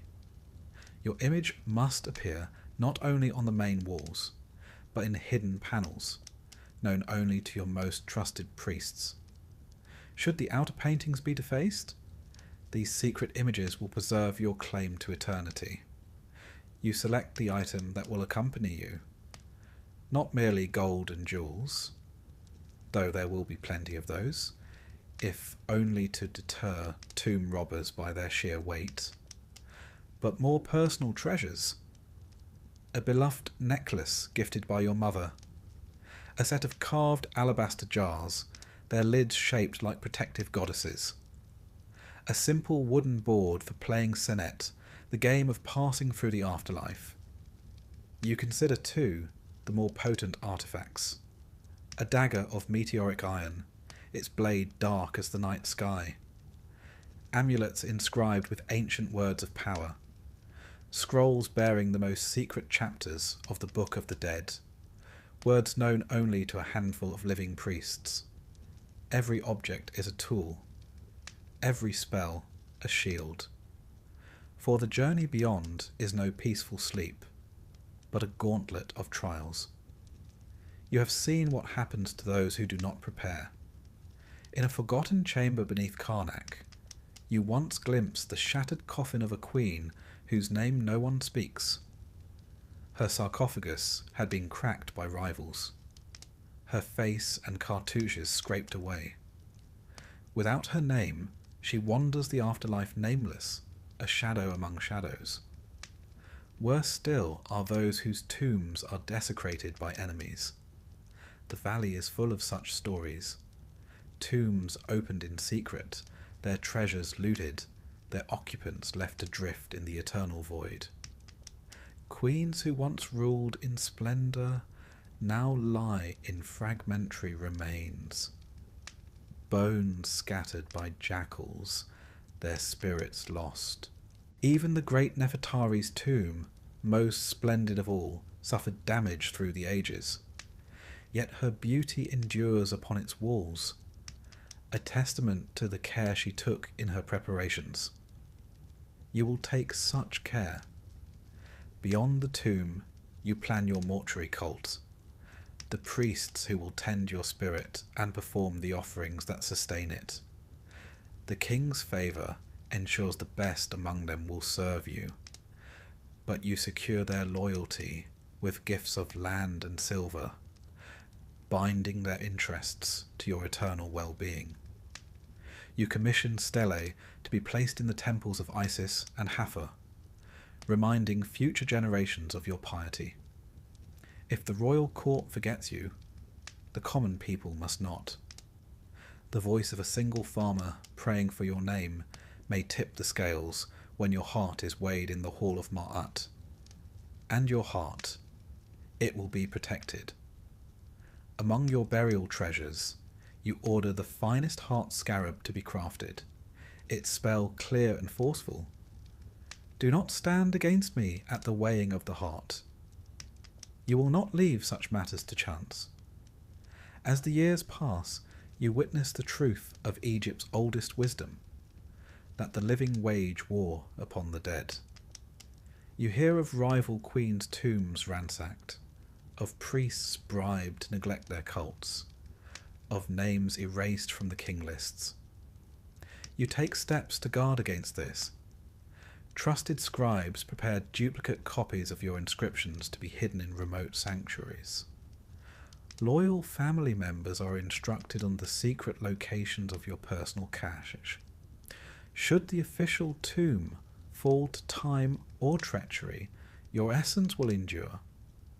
It is a strange fate, this double life of a queen preparing for death. You attend court as ever, your smile serene, your posture flawless. You preside over festivals, make offerings to the gods, advise your son the king with measured words. Yet in quiet moments, beneath the gilded trappings, you're already walking the shadowed path toward eternity. You oversee the carving of your canopic jars. Each lid must bear the correct goddess, Nephthys, Selket, Isis, Neith. Their protection is no mere symbol. Their vigilance is vital. You instruct the embalmers in secret preferences.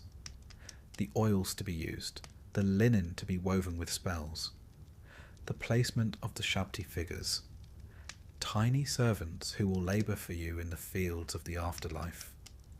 And you compose a personal prayer to be recited beside your body at the final rites. It will speak of your love for Egypt, your loyalty to the gods, your worthiness in the eyes of Ma'at. Not all queens receive such care. The evidence is stark. Archaeologists have uncovered countless examples of queenly tombs whose sanctity was violated, mummies stripped of their wrappings, bones broken, names obliterated. Sometimes this was the work of common robbers. Often it was sanctioned from within the court itself. Hatshepsut's name was hammered from her monuments by her stepson. Nefertiti's fate remains one of Egypt's great enigmas. Some believe her tomb was deliberately hidden to prevent such desecration. Even in death, the game does not end. And so you plan, layer upon layer of protection and remembrance. A net of spells and offerings, inscriptions and hidden truths designed to anchor your spirit in the world beyond. You understand the stakes. The soul that is forgotten ceases to exist. The name that is not spoken fades into oblivion. And you have not spent a lifetime mastering this perilous world only to be consigned to the darkness. You prepare for death, but not for rest.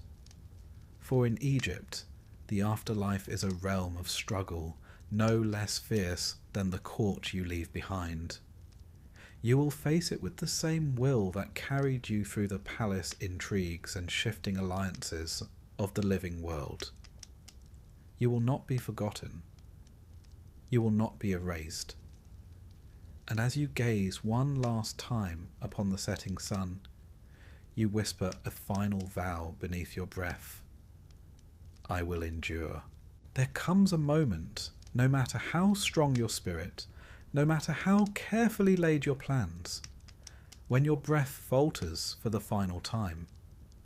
The flesh that wore crowns and gold lies still upon the polished stone slab, anointed and wrapped beneath layers of linen and spell. The queen is dead. And yet, is that truly the end? In Egypt, death is a doorway, but not a simple one. Beyond it lies a winding path through darkness and starlight, 1,000 dangers and 1,000 hopes. Whether you cross into the fields of reeds, a land of perfect harvests and unbroken joy, or fade into the black, lost among the restless dead, depends upon more than piety or preparation. It depends upon memory, upon whether your name, your image, your story endure. You knew this. You prepared for it. You wove your legacy into every surface that could bear it. Stone, gold, papyrus, even the whispered songs of temple choirs. But as you now drift toward the western horizon, the final game begins. One played not by you, but by those who remain. Your tomb is sealed with solemn ceremony. Priests chant the ancient spells. Oil lamps flicker in the darkness as the final stones are set. Outside, the mourners wail and scatter sand upon their heads. Your son, now king, promises that offerings will be made for evermore. For a time, all is well. The first year, your mortuary cult burns incense and pours milk upon the altars. Songs are sung in your honour. The weavers of the palace still speak of your grace. The priests of Hathor remember your generous gifts. But memory is a fragile thing. Even now, in the second year, the tides begin to shift. A new great royal wife adorns the palace. Her charms are praised, her likeness commissioned in fresh stone. Courtiers bow low to her now. Your name is spoken less often in the great halls. You are no longer present to remind them. You think of those who managed to defy this slow erosion. Queen Nefertari, beloved of Ramses the Great, whose tomb is a jewel of colour and light. Her image, arms outstretched in prayer, endures across the ages. The queen who became a goddess in the hearts of her people.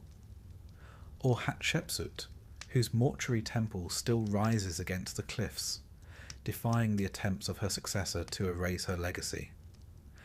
Though her statues were broken and her name struck from many records, the grandeur of her works forced Egypt to remember. You dared hope for such endurance. Yet for every Nefertari or Hatshepsut, there are 100 others. Queens whose names are now no more than a faded cartouche on a broken shard, or a mention in a scribe's forgotten account. Already you feel the tremors of erasure. The rivalries you once outplayed still echo in the shadows. The descendants of your enemies whisper to the king, "Why lavish offerings upon one so long departed? Why spend temple resources on a queen of the last reign when new alliances must be forged?" A subtle shift here. a missed offering there. The priests grow tardy in their duties. A scribe fails to copy your name upon the festival lists. You see it unfolding, and there is nothing you can do save hope that the seeds you planted will bear fruit. You think again of Cleopatra VII, a queen who defied Rome, who held emperors in thrall, who ruled with cunning and brilliance. Her end was tragic, her body lost, her tomb a mystery. Yet her name lives on, burnished in the world's memory like a polished gem. Even the might of Augustus could not erase her entirely. This, too, is a form of immortality. But it is not granted to all. In the centuries that follow, your fate may take many forms. Perhaps a young priest, stumbling upon your image in a half-forgotten shrine, will pause to speak your name. A simple act, yet one of profound power. For the Egyptians believed that to speak a name is to make it live again. Or perhaps your tomb will be found by robbers in the dark of night. They will strip it of gold and ivory, leaving your carefully prepared body exposed to the dust. Your name may be scrawled upon a ledger, sold with your stolen jewels to the highest bidder. Worse still, perhaps an enemy, rising in a future court, will order your name erased entirely. The artisans will chip away your likeness. The priests will be forbidden to utter your titles. You will become one of the damned forgotten, wandering the afterlife, rootless and unremembered. And yet, even this is not the full truth. For Egypt is a land where the past lingers beneath every stone. Names thought lost have been found again. A cartouche buried beneath sand. A fragment of hymn preserved in a crumbling scroll. The archaeologists of this new age, strange priests in foreign garb, uncover the works of queens long vanished. They brush away the dust of centuries, read aloud the ancient words. And in that moment the old magic stirs again. Your voice may yet be heard. You reflect on this as the millennia unfold around you. Time, here, has no meaning. You drift between moments, glimpsing flashes of a world that has forgotten much but remembers just enough. One day, perhaps, a team of scholars will descend into your tomb, torches blazing against the carved walls. They will marvel at the richness of your burial, the artistry of your stele. They will photograph your face, preserved by sacred oils and ancient skill. Your story will be told anew, perhaps with errors, perhaps with embellishments, but told nonetheless. This is the strange afterlife you inhabit now, a dance between fading and remembrance. You know that some queens were not so fortunate. The tomb of Queen Mutnojmet, once adorned with scenes of royal triumph, was stripped bare. Her body left to moulder in obscurity. Her name nearly lost to history. Others fared little better. Tombs desecrated, bones scattered. Names ground from temple walls. Forgotten entirely, save for a few tantalizing hints in dusty archives. And yet, even they are not beyond hope. For as long as the stones of Egypt endure, there remains the chance of rediscovery. Of a voice, however faint, calling out from the depths of time. And so you watch. You wait. You think of your son, now an old man himself, his face lined with years and cares. Does he still honour your name? Does he instruct his children to do the same? Perhaps, perhaps not. In the end, your immortality lies not only in blood, but in story. You recall the ancient proverb, "A man is not dead so long as his name is spoken." It is a truth deeper than the Nile itself. As the modern age dawns and the strange new scribes pore over ancient texts, you feel a flicker of hope. Your cartouche appears in a scholarly tome. A replica of your jewellery gleams in a glass case. A visitor, gazing upon your likeness, speaks your name aloud, imperfectly, but with wonder. And for that moment you live again. You understand now what the priests could never fully grasp. Immortality is not merely a matter of offerings or perfectly recited spells. It is memory, it is story. Queens who transcended time, Nefertiti, Cleopatra, Hatshepsut, grasped this instinctively. They shaped their legacies with words and images powerful enough to echo across the ages. Others vanished without a trace. You prepared well. You fought long. Whether you will endure as one of the remembered or fade among the forgotten, that now rests in hands beyond your reach. But as long as Egypt endures, as long as curious minds seek the whispers of the past, there is hope. And so, in this twilight realm between the living and the dead, you wait. Not for rest, but for remembrance. For you are a queen of Egypt. You will not be forgotten lightly. And should your name be spoken once more beneath the vaults of the stars, you will smile and walk again among the reeds of the eternal fields. This village doesn't have a name, or if it did, no one remembers it. It sits in a shallow valley somewhere in the vague middle of nowhere. A soft crease in the land, just distant enough to avoid roads, records, or royal attention. You wouldn't find it on a map. If you had a map, which you don't, you've never even seen one. Here, the world ends where the trees begin. The forest is thick and slow-moving, like something ancient that's only barely tolerating your presence. The fields stretch outward in irregular patches of green and brown, worked until exhaustion, then worked some more. Somewhere to the north is a river. You've never seen it, but you've heard it mentioned, in the same tone one might speak of dragons or saints. This is where you were born, and where you'll die. Maybe 60 steps from one to the other. The homes are rough and slumped, as if the wind has pushed against them too many winters in a row. The walls are wattle and daub, that is, mud, straw, and sticks, carefully woven together and patched endlessly with whatever the weather hasn't taken yet.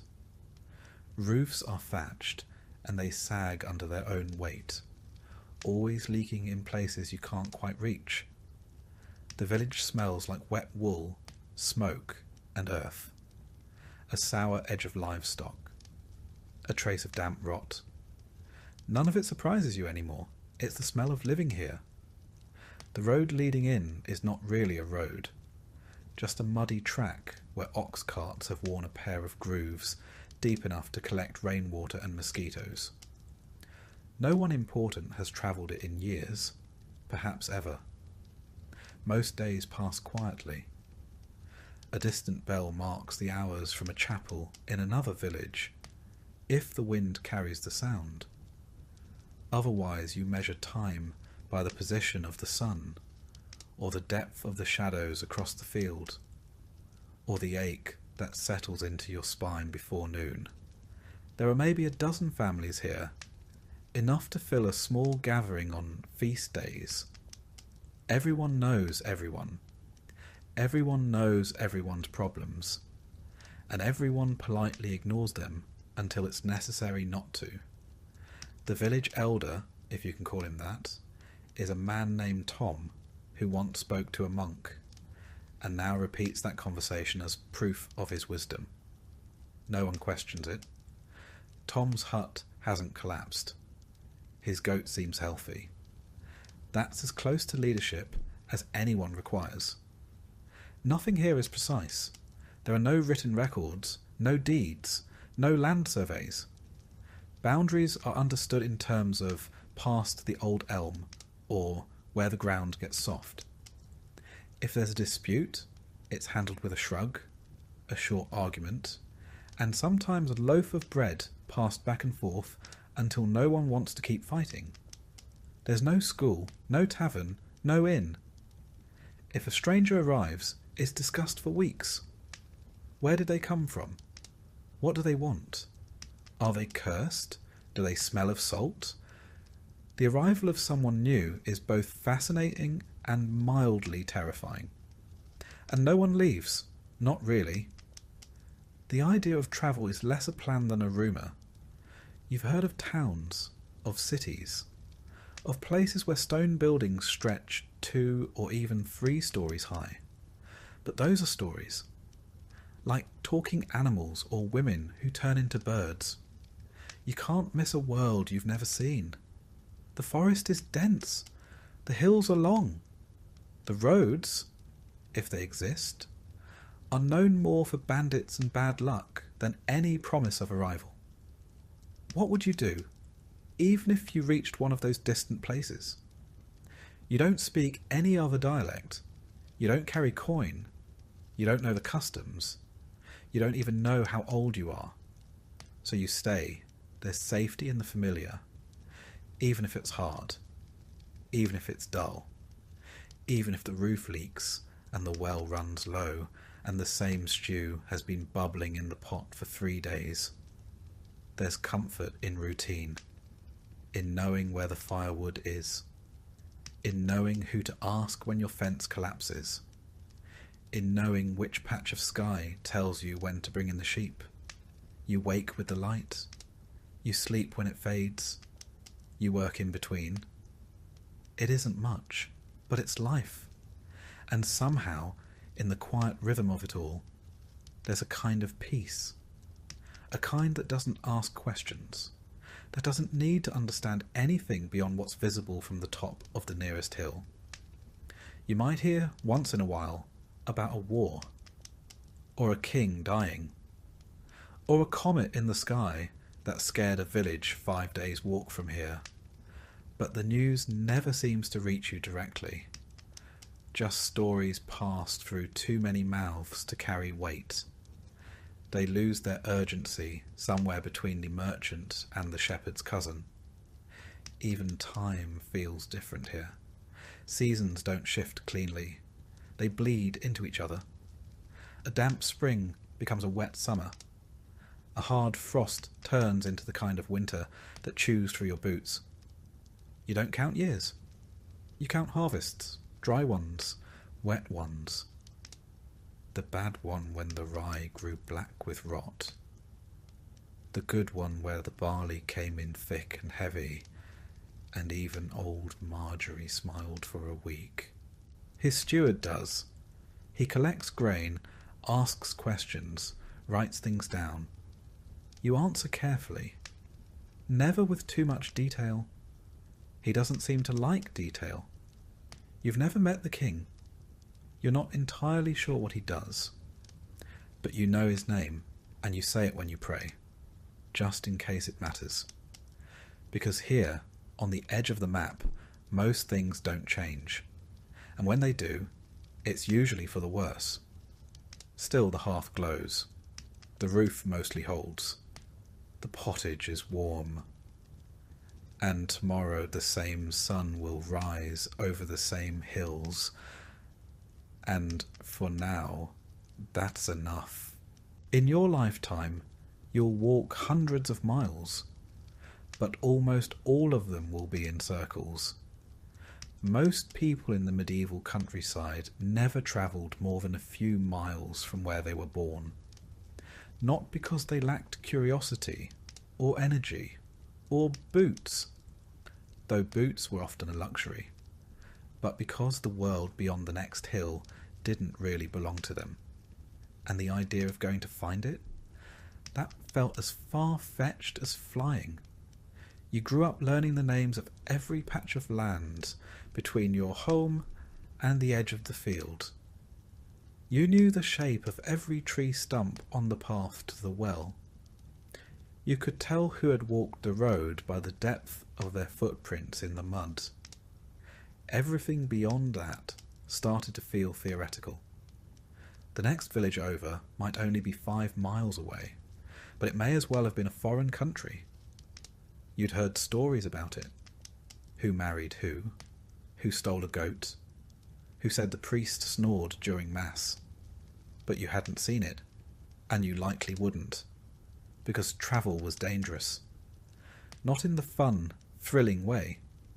In the quiet, exhausting, possibly fatal kind of way. Roads weren't well-kept paths lined with signs and travellers' inns. They were mostly muddy tracks through forests, fields, and long stretches of very empty, very silent land. No maps, no directions. Just vague advice like, go until you see the leaning pine tree, then left past the stone that looks like a sleeping pig. And on those paths there were things to worry about. First, the forest. Medieval forests weren't parks. They weren't romantic. They were dense, dark, tangled with roots, and filled with noises you couldn't always identify. Boars, wolves, people who didn't want to be found. If you weren't born into the woods, they didn't want you in them. Second, bandits. People with nothing to lose and no land to till. Travellers were vulnerable, especially if they looked even vaguely well-fed. A man walking with purpose might be assumed to have coin. A woman might be travelling alone because she had something worth stealing. You learned quickly that confidence wasn't armour. Third, getting lost. This wasn't a minor inconvenience. If you wandered off track, there was no one coming to find you. You couldn't follow a river downstream and hope for the fest. You could go days without seeing another soul. Your body could disappear into the bracken like smoke. People wouldn't know you were missing until the next feast day, when someone finally asked about you, and someone else just shrugged. Then there were the practical concerns. If you travelled too far, who would tend your field? Who would feed the animals? What if the Lord Steward came by to collect a tax while you were gone? You couldn't explain absence to a man holding a ledger. Your duties didn't pause just because you were curious about what lay beyond the horizon. And even if you did make it to another village, what then? You weren't expected. You weren't welcomed. Outsiders brought problems, disease, crime, strange ideas. You spoke a slightly different dialect, used different phrases, maybe even held your spoon differently. You could be met with suspicion, or worse. Hospitality wasn't universal. Food was scarce, and beds were already full. The safest place was home. Not because it was particularly safe, but because it was familiar. You knew which part of the roof leaked, which chickens wandered too far, which neighbour might lend you a tool without asking too many questions. Out there, no one owed you anything. Still, people did travel sometimes. Not peasants usually, but merchants, monks, messengers. People with protection, or a purpose, or both. You might see them once or twice a year, coming through with carts full of wool or salted fish, trailing stories behind them like campfire smoke. They spoke of cities where buildings were made of stone, and shops sold spices, and people walked streets that didn't turn to soup every time it rained. It sounded impossible. You listened, but you didn't dream too hard. Because even if it were true, what would you do in a place like that? You couldn't read. You didn't own coin. You wouldn't know which customs were expected. The city could swallow you whole, and no one would even know your name. So you stayed. Not because you were afraid, though sometimes you were, but because you had things to tend, a fence to mend, a niece to watch over, a bit of barley to dry, and a dozen other tasks that all needed doing before the sun dipped below the tree line. And because, truthfully, you didn't need the world to be bigger than it was. The village was enough. It had gossip and conflict and weather and sickness and fleeting joys. It had the rhythm of bells and the turning of seasons and the quiet pride of surviving another day. Sometimes you dreamed of seeing what was beyond the woods, but most days you just hoped the stew wouldn't burn while you fetched water. The village was enough. It had gossip and conflict and weather and sickness and fleeting joys. It had the rhythm of bells and the turning of seasons and the quiet pride of surviving another day. Sometimes you dreamed of seeing what was beyond the woods, but most days you just hoped the stew wouldn't burn while you fetched water. Some people did leave, usually the desperate or the reckless, sometimes the ambitious. A young man might set out in search of work, or adventure, or a cause worth dying for. He might come back with a limp, or a story, or not at all. And when he didn't return, no one said much. Just shook their heads and said, "He went beyond the trees," as if that explained everything. Maybe it did. For those who stayed, life was small, but it was also known. You weren't lonely exactly. You shared your days with family, neighbours, animals, and the land itself. There was comfort in repetition, comfort in the familiar complaints. You didn't need to see a distant city to understand the value of warmth, or taste cinnamon to know the joy of sweet bread, or cross a kingdom to feel love or sorrow or boredom or hope. And as the years wore on, and the aches settled deeper into your joints, and the children grew taller than the fence posts, the idea of travel faded. Not with regret, but with understanding. Some people were meant to move. You were meant to stay. There is no blueprint, no architect, no pile of neatly labelled lumber waiting to be assembled. Just mud and wood and whatever else the landscape hasn't already claimed. Your home isn't a house, not in the way most people think of one. It's more like a compromise between shelter and weather, between effort and decay, between what you needed and what the land reluctantly agreed to give you. You begin with the frame, rough-hewn timbers from the nearest trees, cut with tools that have passed through more hands than you can count. The wood isn't straight. It bends a little, it warps. But you don't mind. Neither are your walls. Once the frame is up, you weave thin branches or flexible sticks between the posts, a process called wattle. It's not elegant. It's not even particularly quick, but it holds together, for the most part, like the rest of your life. Then comes the daub, a mix of mud, straw, manure, and water. You slap it on by hand, you press it between the gaps. You smooth it just enough to keep the wind out and pretend it's deliberate. It dries slowly, cracking in the sun, occasionally falling off in clumps that need to be redone before winter. You get used to the smell.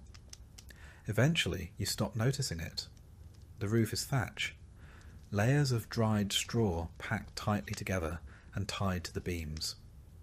When it's fresh, it's golden, almost pretty. Then the rains come. Then the birds come. Then time comes. The colour fades. The edges fray. Holes appear where you never expected them, and you start placing buckets in places you hoped you'd never have to. You don't shingle it.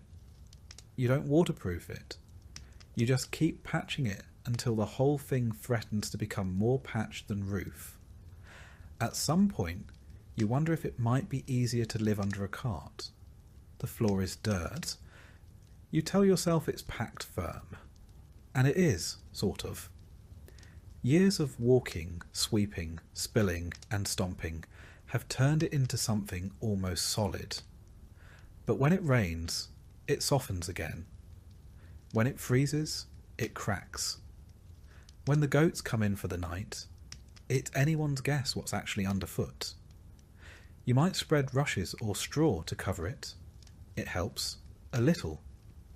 But soon the straw gets damp, gets dirty, gets walked into dust. Then you sweep it out and start over. Or you don't. Eventually, the straw becomes the floor, and you accept it as part of the landscape. Windows, technically. Openings in the wall, anyway. Covered with wooden shutters that swing awkwardly and never quite close flush. Glass is too expensive, too rare, too fragile. So the wind comes in. The cold comes in. The sounds of the animals outside come in. And sometimes the animals themselves. There's a single door, usually hung a little crooked, because the frame shifted during the last frost. It latches with a hook or a wooden peg. Not for security, there's nothing to steal, but to keep the chickens from wandering out and the wind from wandering in. Inside, the layout is best described as shared. One room, maybe two, if someone managed to tack on a lean-to or a loft, but usually just one, where you sleep, eat, cook, mend, talk, argue and hope. Everyone lives here. Parents, children, a cousin or two, a grandparent, maybe a neighbour's child whose parents are sick, or gone, or both. There's a hearth in the centre, built of stone if you're lucky, clay if you're not. The smoke rises through a hole in the roof. More or less, there's no chimney. The air inside is always smoky, always a little warm, a little damp, and always carrying the quiet scent of stew that's been reheated one too many times. Furniture is limited. A table, a bench, maybe a stool, a chest, if someone in your family was unusually good at carving or very lucky in marriage. Beds are wooden frames stuffed with straw or feathers, often shared, usually squeaking. Blankets are wool. Heavy, rough, never quite dry. There's storage in the rafters. Garlic, onions, herbs, maybe a small ham if the pig was kind that year. You can smell the difference between early winter and late spring just by the air above your head. Sometimes it's comforting. Sometimes it's a reminder of how close you are to running out. Animals are part of the household, literally.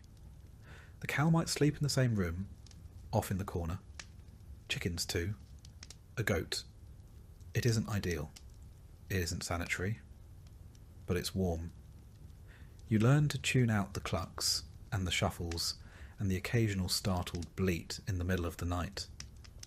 They're part of the background noise, like wind in the thatch or the slow settling creak of the walls. Nothing is level.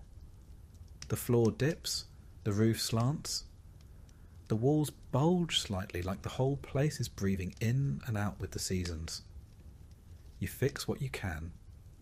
You ignore what you can't. Every spring, you swear you'll repair the back wall. Every autumn, it's still leaning. It's not a house built to last. It's a house built to get through the next storm. And yet, for all its flaws, and there are many, it's home. You know where the cold comes in and how to block it with an old sack. You know which roof beam you can hang the pot from, and which one creaks when someone stands too close. You know how the light falls through the slats in the afternoon, and where the dog curls up to sleep.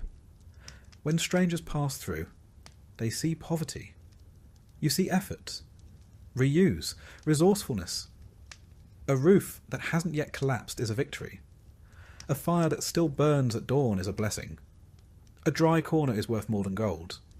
And when you lie down at the end of the day, surrounded by snores and silence and smoke and straw, you feel a strange kind of comfort. Not pride exactly, but presence. This is your space. It bends. It leaks. It shifts in the wind. But it's held. And so have you. For the average medieval peasant, food was not an experience.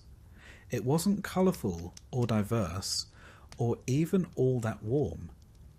It was closer to a daily problem that had to be solved again and again, using the same pieces and the same tired hope that something edible might come of it.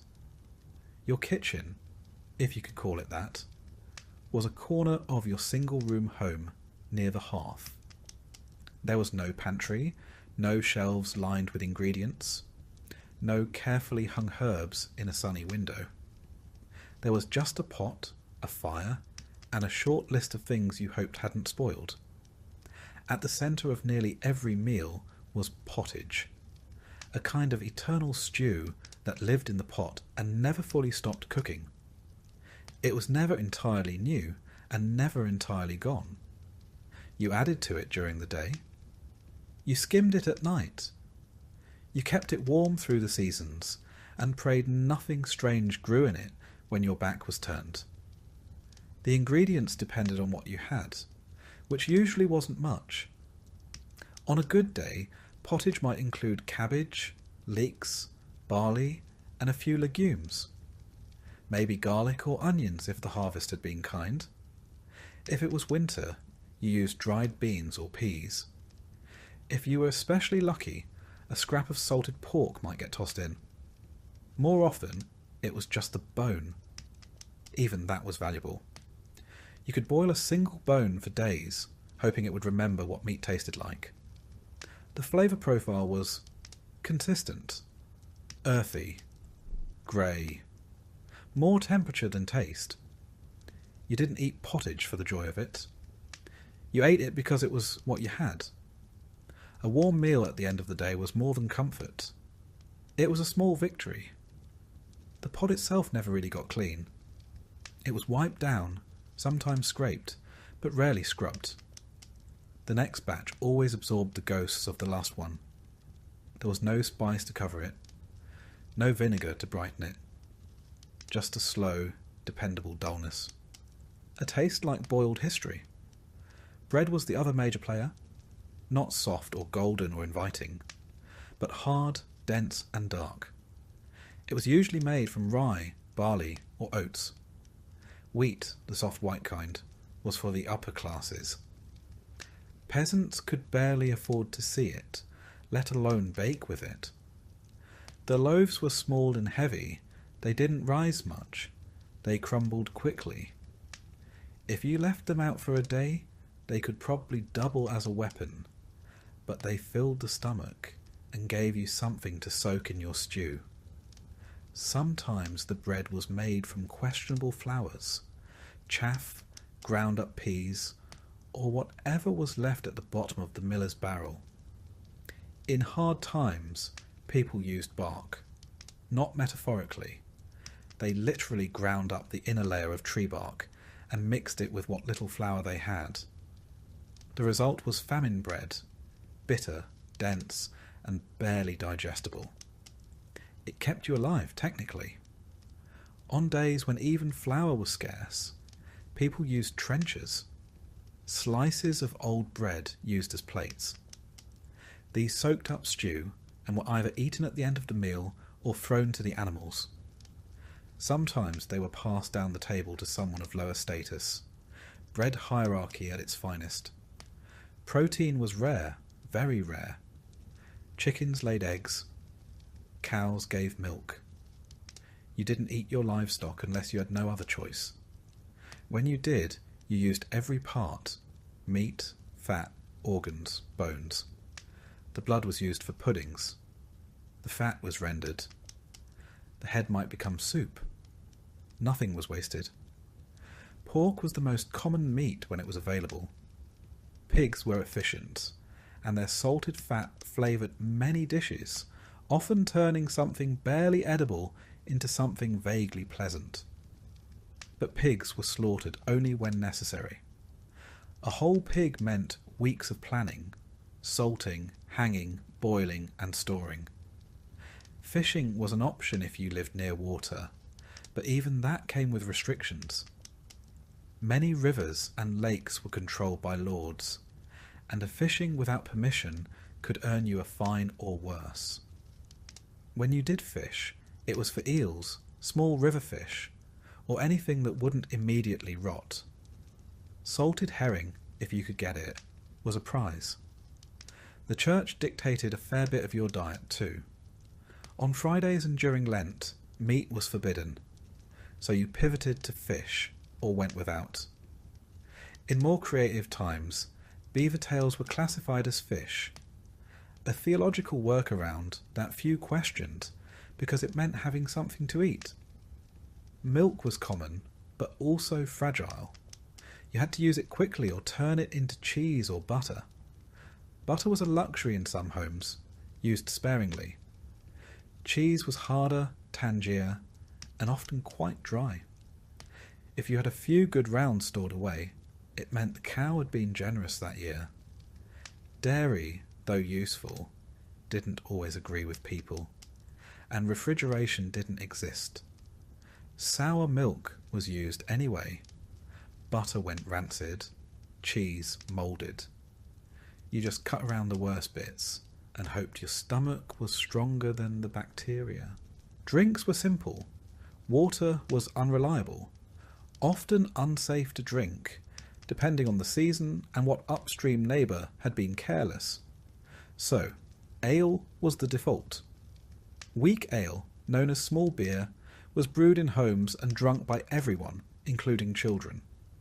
It had low alcohol, just enough to kill bacteria and dull the edges of thirst.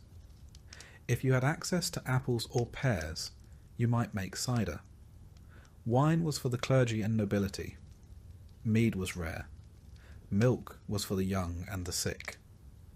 Otherwise, it was ale with breakfast, ale with lunch, and ale to help forget that tomorrow would taste exactly like today. Vegetables formed the bulk of your diet. Cabbage, onions, garlic, turnips, leeks. Carrots, though not the orange ones we know now. Medieval carrots were white or purple. Most were grown in small gardens, tended carefully, and eaten root to leaf. Nothing was wasted. The tops of turnips might be boiled into greens. The skins were composted or tossed into the fire. Fruit was seasonal. Apples, mostly. Maybe some berries or wild plums. If you dried them, they lasted through winter. Otherwise, they were eaten fast. Preserving was difficult. Sugar was nearly impossible to afford. Honey, if you had bees, was a treasured sweetener. Otherwise, your pottage stayed savoury, in the loosest sense of the word. Herbs were grown when possible. Parsley, sage, dill, mint. They weren't used for flavour so much as medicine or tradition. Some herbs were thought to protect against illness. Others kept pests away. Occasionally, they even made things taste a little better. But that was a happy accident, not the goal. Meals were eaten together, on benches, around the fire. There were no courses, no recipes, just a pot, a hunk of bread, and the hope that there would still be something left tomorrow. You didn't complain. Complaining didn't make the stew thicker. If you had a feast, a wedding, a harvest festival, a saint's day, you might roast a bird or bake a pie. Not the flaky, buttery kind. A medieval pie was more like a sealed box, made of hard dough to hold a meat filling, often heavily spiced if spices were available, which they usually weren't. You might flavour it with pepper, ginger, or cinnamon, if someone had traded well. Most days weren't feast days. Most days were quiet.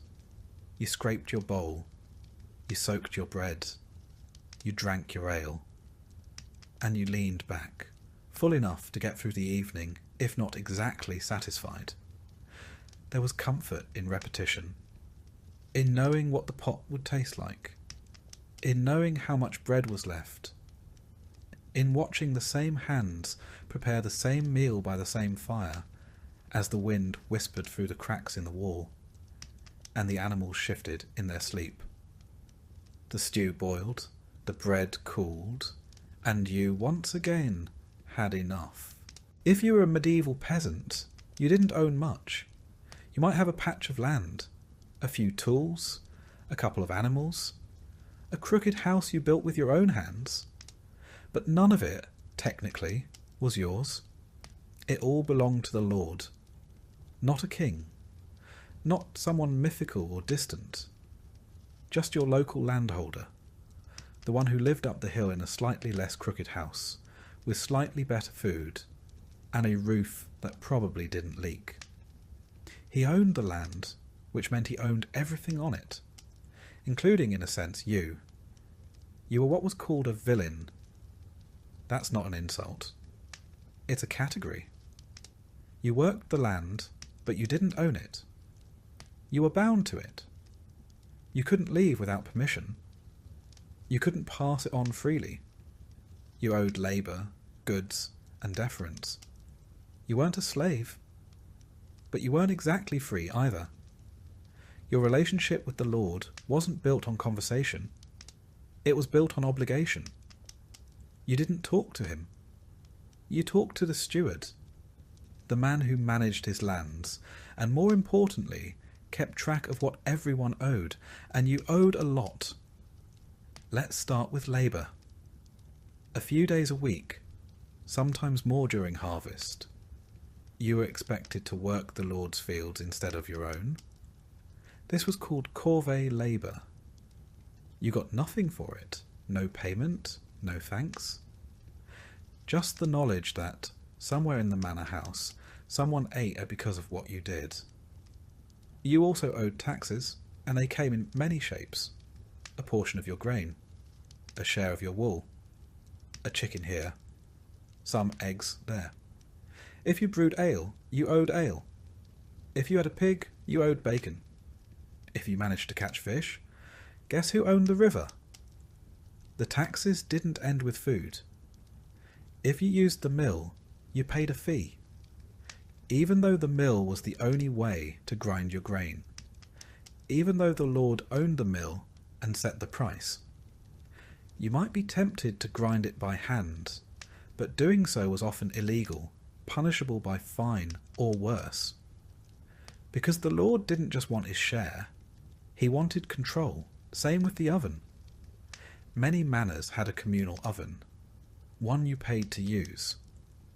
If you tried baking at home and the steward found out, there could be consequences. You learned to do things the official way, even if it took longer, cost more, and made less sense. And then there were the fees. Want to get married? Pay a fee. Want to inherit your father's plot? There's a fee. Want to move to another village? First, ask permission. Then, you guessed it, pay a fee. Your livestock. Taxed. Your tools. Sometimes taxed. Your ability to breed without permission. Barely untaxed. And what did you get in return? Well, the Lord was supposed to protect you, in theory. If bandits attacked, or if a rival noble invaded, the Lord had men at arms who could fight. If famine struck, he might distribute grain from his stores, though rarely for free. And if you had a legal dispute, say, your neighbour's goat wandered into your garden and refused to leave, the Lord's court might settle it. Again, not for free. This was feudalism, a system of obligations and hierarchy wrapped in the language of loyalty and protection. In practice, it was a system of ownership. The land was everything. Those who owned it ruled. Those who worked it obeyed. The manor itself stood apart from the village, sometimes literally on higher ground. It might be made of stone or timber, larger than any peasant's home, with a roof thatched so thick no wind dared enter. Inside were tapestries, tables, servants, and the Lord, of course, wearing wool lined with fur, eating meals you couldn't imagine, and thinking very little about you. He might not know your name, but he knew your numbers. How much barley you owed this year. How many eggs you'd promised. Whether your son had reached the age where he could be added to the labour rolls. Everything was recorded. Not by you couldn't read, but by the steward, the reeve, the bailiff. Men with wax tablets or bits of parchment who came around with questions you learned to answer carefully. And if you didn't meet your obligations, there were punishments. Fines, usually, more goods taken, days added to your labour. In extreme cases, your tools could be confiscated, or your land reclaimed, or your house, your goats, your dignity, all of it, gone. You didn't resist. Resistance wasn't rebellion. It was foolishness. But here's the strange part. The system worked. Not because it was fair, but because it was stable. It had rules, predictable if harsh. You knew what you owed. You knew what was expected. There was no guessing, no sudden surprises. Just a steady, grinding rhythm of give, give, give. And occasionally, just occasionally, the Lord would give something back. A feast day where food was distributed. A holiday where labour was waived. A kind word, perhaps, spoken from horseback. Not enough to balance the scales, but enough to keep things from tipping. The relationship was never friendly, but it was enduring. Your lord might be young or old, kind or cruel, present or distant, but he was always above. You didn't question that. You bowed when he passed. You removed your cap. You used the right words, not because he deserved it, but because you didn't want trouble. And maybe, deep down, because a small part of you still hoped that one day you might be noticed, rewarded, lifted, even just a little. It almost never happened, but that's how the system stayed alive. Not just with fear, but with the faintest suggestion of hope, that if you worked hard enough, obeyed long enough, prayed loud enough, something might change. Meanwhile, the steward kept walking, the reeve kept writing, the mill kept grinding, and you kept digging your hands into the soil, year after year, season after season. There was no retirement, no bonus, no upward mobility, only the quiet knowledge that you had fulfilled your role. You had done what was asked. You had made it through another year under the weight of someone else's title. And as long as the Lord was pleased, you were allowed to go on living. Long before the Black Death swept across Europe and etched itself into history books, medieval peasants were already well acquainted with sickness. Not the kind of illness that came and went with the seasons, though there was plenty of that too, but the slow, constant presence of something always waiting to go wrong. Infection, fever, wasting, swelling, coughing. Disease wasn't an event. It was a feature of life. You didn't need a continent-wide catastrophe to be laid low. All it took was a small cut, a single flea, a bit of water that looked clear but wasn't. And unlike weather or taxes, illness didn't follow rules. It arrived without warning, and it rarely left quietly. There were no hospitals. Not really. If you were lucky, your village had a wise woman, maybe a midwife, someone who knew which herbs to boil and which ones to burn.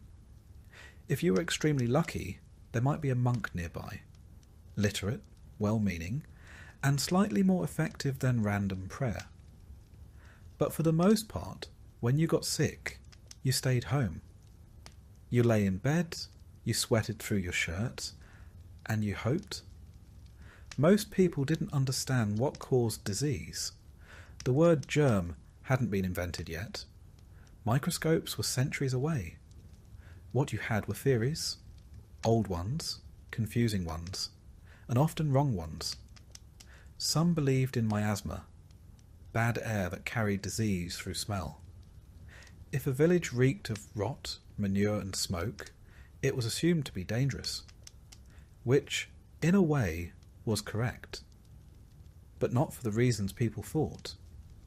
To combat the bad air, people stuffed herbs into their clothes, carried flowers in their sleeves, or walked around with vinegar-soaked rags pressed to their faces. Not pleasant, not helpful, but deeply believed. Others blamed divine punishment. Illness came from sin, from impure thoughts, disobedient acts, or general moral decay. If your child fell ill, it was a test. If your crops failed and then your body failed, it was probably your fault. Or your neighbours, or both. There were local traditions too. Some thought illness came from the evil eye, a glare from someone jealous or angry. Others blamed moon phases, animal spirits, or grumpy saints. One particularly popular explanation was that sickness entered the body through the soles of the feet. The solution? Boil them. And if that didn't work, burn something nearby. Possibly your mattress. The cures were as strange as the causes. If you had a fever, you might be bled. A local man would arrive with a blade, a bowl, and more confidence than training. Sometimes leeches were used, sometimes sharp stones. The idea was to balance your humours: blood, phlegm, yellow bile, and black bile. If they were out of sync, so were you. No one ever saw these humours, of course, but they were blamed for nearly everything. For swelling, there were poultices, smears of mashed herbs, mud, or even bread, wrapped in cloth and tied to the body. Some worked, most didn't. A few made things worse. But the important thing was that something was being done. If your stomach ached, you might chew on charcoal. If you coughed blood, you might drink wine mixed with crushed pearls. If your eyes blurred, someone might whisper a prayer while blowing smoke over your head. If your leg turned black, you were probably out of options. And then there were the plague amulets, bits of metal or bone worn around the neck, sometimes inscribed with protective words, sometimes blessed by a priest. Some people buried onions in the corners of their homes. Others hung garlic above the door. One popular remedy was to tie a live chicken to the infected area and hope the illness transferred to the bird. It rarely did, but hope was in short supply, and people clung to whatever they could. Sickness was isolating, but not in the way we think of now. You didn't quarantine, you didn't call for help, you just tried to work until you couldn't. When that moment came, you lay down, and others carried on. Children were fed, animals were fed, you were given broth maybe, and a few murmured prayers. Sometimes illness passed. The fever broke. The swelling went down. You walked again, slowly, with a new limp and a deeper respect for warm soup. Other times it didn't, and your family lit a candle. Plague, in the broader sense, wasn't always the dramatic kind that left bodies in carts. More often, it was a slow infection, skin turning dark, limbs swelling, a cough deep enough to rattle the walls. Smallpox, leprosy, dysentery. Even the flu could sweep through a village and leave half the population in bed. There were no case numbers, no charts, just stories.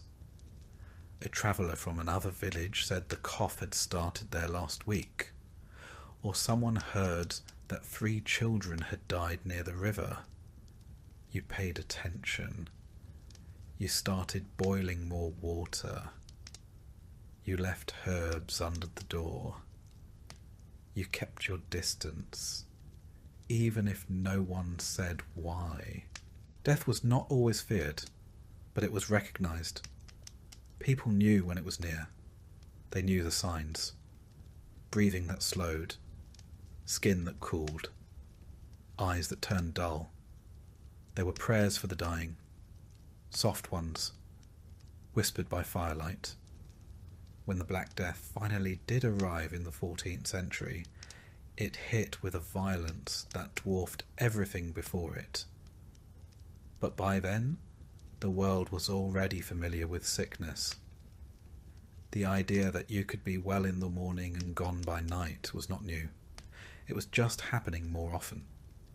The plague came in waves, and each time it returned stronger, stranger. Buboes swelling in the neck and groin, fever that stole the mind, blood that darkened and bubbled. People died in days, sometimes in hours. Entire villages vanished. Fields went untilled. Bells rang too often. Some peasants tried to flee, but disease travels faster than feet. Others turned to religion, doubling their prayers, whipping their backs, promising to live better if they were spared. A few turned to violence, blaming outsiders, blaming sinners, blaming anyone but the wind. The church offered explanations and comfort and burial. Monks died in droves. Priests vanished. In some places, death became so common that the funerals were skipped. Bodies were buried in mass graves, often without names. And yet, life continued. People learned how to survive around sickness. They accepted it the way they accepted hunger or cold, not joyfully, but with a kind of tired resilience. They cleaned their homes more often. They shared herbs. They whispered new prayers. Some believed that surviving one sickness gave them protection against the next. Others didn't believe at all, but they got up anyway and milked the cow. Children grew up learning which plants to avoid, which ones to chew, and which ones to boil until they stopped smelling like feet. They knew how to wrap a wound, how to wait out a fever, how to tell when someone wasn't going to get better, and when you should stop hoping. And through it all, they didn't stop living. They married, they harvested, they shared meals, such as they were. They sat by the fire and retold stories of the last illness and the time someone's grandfather survived a winter fever with nothing but garlic water and stubbornness. Plague wasn't the end of the world. It was just another part of it. And for those who endured, survival became its own kind of resistance. A quiet, stubborn refusal to go quietly. A belief that tomorrow would come. And if it didn't, someone else would remember your name. Or at least the way you always added rosemary to the broth. Night in the medieval countryside wasn't peaceful. It was silent in the way a cave is silent. Full of creaks, distant sounds, and the kind of quiet that makes you notice how loudly your own body exists. The day ended when the light failed, and everything that wasn't already put away had to be dealt with quickly. Because once darkness fell, the world shrank to the size of your hearth. There was no artificial light, no candles burning freely into the night. Wax was too valuable. If you had a tallow lamp, it was reserved for emergencies or religious devotions. Most nights, the fire dimmed, the coals glowed softly, and that was all. And so you slept. But not in the way we think of sleep. Not in a single, unbroken stretch. Sleep in the Middle Ages came in 2 acts. First sleep, then a waking period, and finally a second sleep. This rhythm wasn't accidental. It was how people adapted to the long, lightless hours between dusk and dawn. You would drift into your first sleep not long after nightfall. The fire would be banked, the animals would have quieted, children would be hushed, The home, one room, maybe two, would stretch out into stillness. If you had a mattress, it was stuffed with straw or feathers, possibly lumpy, often shared. If you didn't, you slept on woven rushes or directly on the earth, softened only by habit. Everyone slept together. Family, relatives, even servants. All in one shared space. Not out of closeness, but out of necessity. It was the only warm room in the house. On the coldest nights, even animals were brought inside. A goat near the door, a dog curled by the hearth, chickens in a basket. Warmth was more important than boundaries. There was no privacy. The idea of sleeping alone was associated with punishment, not comfort. The rich might afford solitude. Everyone else just made do. You turned to face the wall. You stuffed straw in your ears. You shared blankets. You breathed in each other's breath. And if someone snored, and someone always did, you got used to it. First, sleep lasted a few hours. Then, almost like clockwork, people would wake. It wasn't disturbing. It was expected. During this time, often around midnight, the world was still and quiet. Some people prayed. Others stirred the coals. Some used the chamber pot or stepped outside into the freezing air. Some reflected. Others whispered. It was a time of dreams too. Vivid ones. People believed this midnight space opened a thin veil between the living and the dead, between the sacred and the mundane.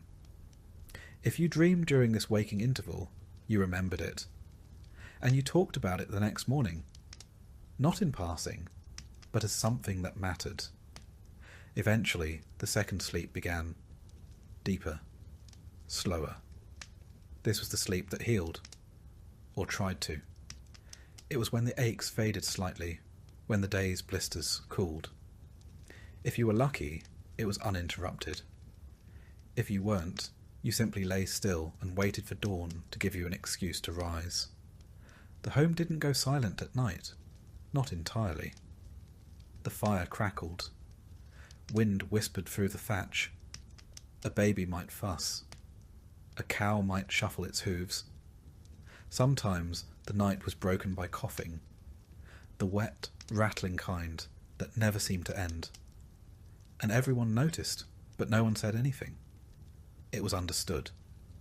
The fear of the dark was real, and not irrational.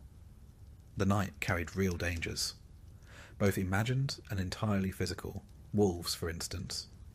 In some regions, their howls came close enough to the village to raise hairs on the back of your neck. They weren't just creatures of legend. They were real, and hungry. Then there were thieves, rogues, strangers, fires that started from a careless coal, roofs that groaned under snow, and less explainable things. Ghosts, spirits, demons, witches. You didn't talk about them openly, but you knew they were out there. To protect the household, you followed rituals. You placed iron by the door, made the sign of the cross above the hearth, whispered protective blessings over the straw mattress, hung herbs, rosemary, sage, rue, above entryways. Sometimes you tied a bit of string around a child's wrist, just in case. Even with protection, some families believed that sleep left you vulnerable, that the soul wandered while the body rested. So people tucked in carefully, covered mirrors, faced the bed toward the fire, avoided sleeping with their feet pointed toward the door. The cold was its own enemy. It seeped through walls, through thatch, through poorly sealed doors. People didn't sleep under mounds of blankets. They layered wool, fur, cloaks, tunics. The idea of undressing for bed would have seemed absurd.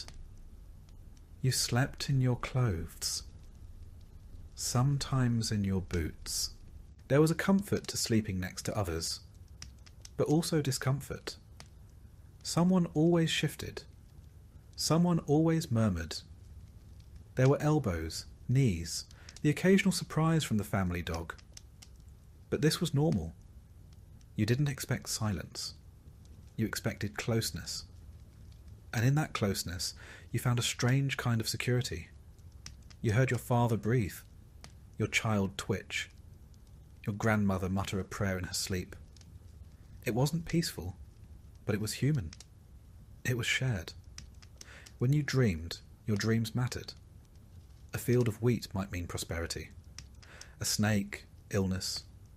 A broken tooth could mean death. You learned to interpret these things. Or you found someone who could. The village had dream readers. Not officially, but everyone knew who to ask. The church had its own ideas. It warned that some dreams were from the devil.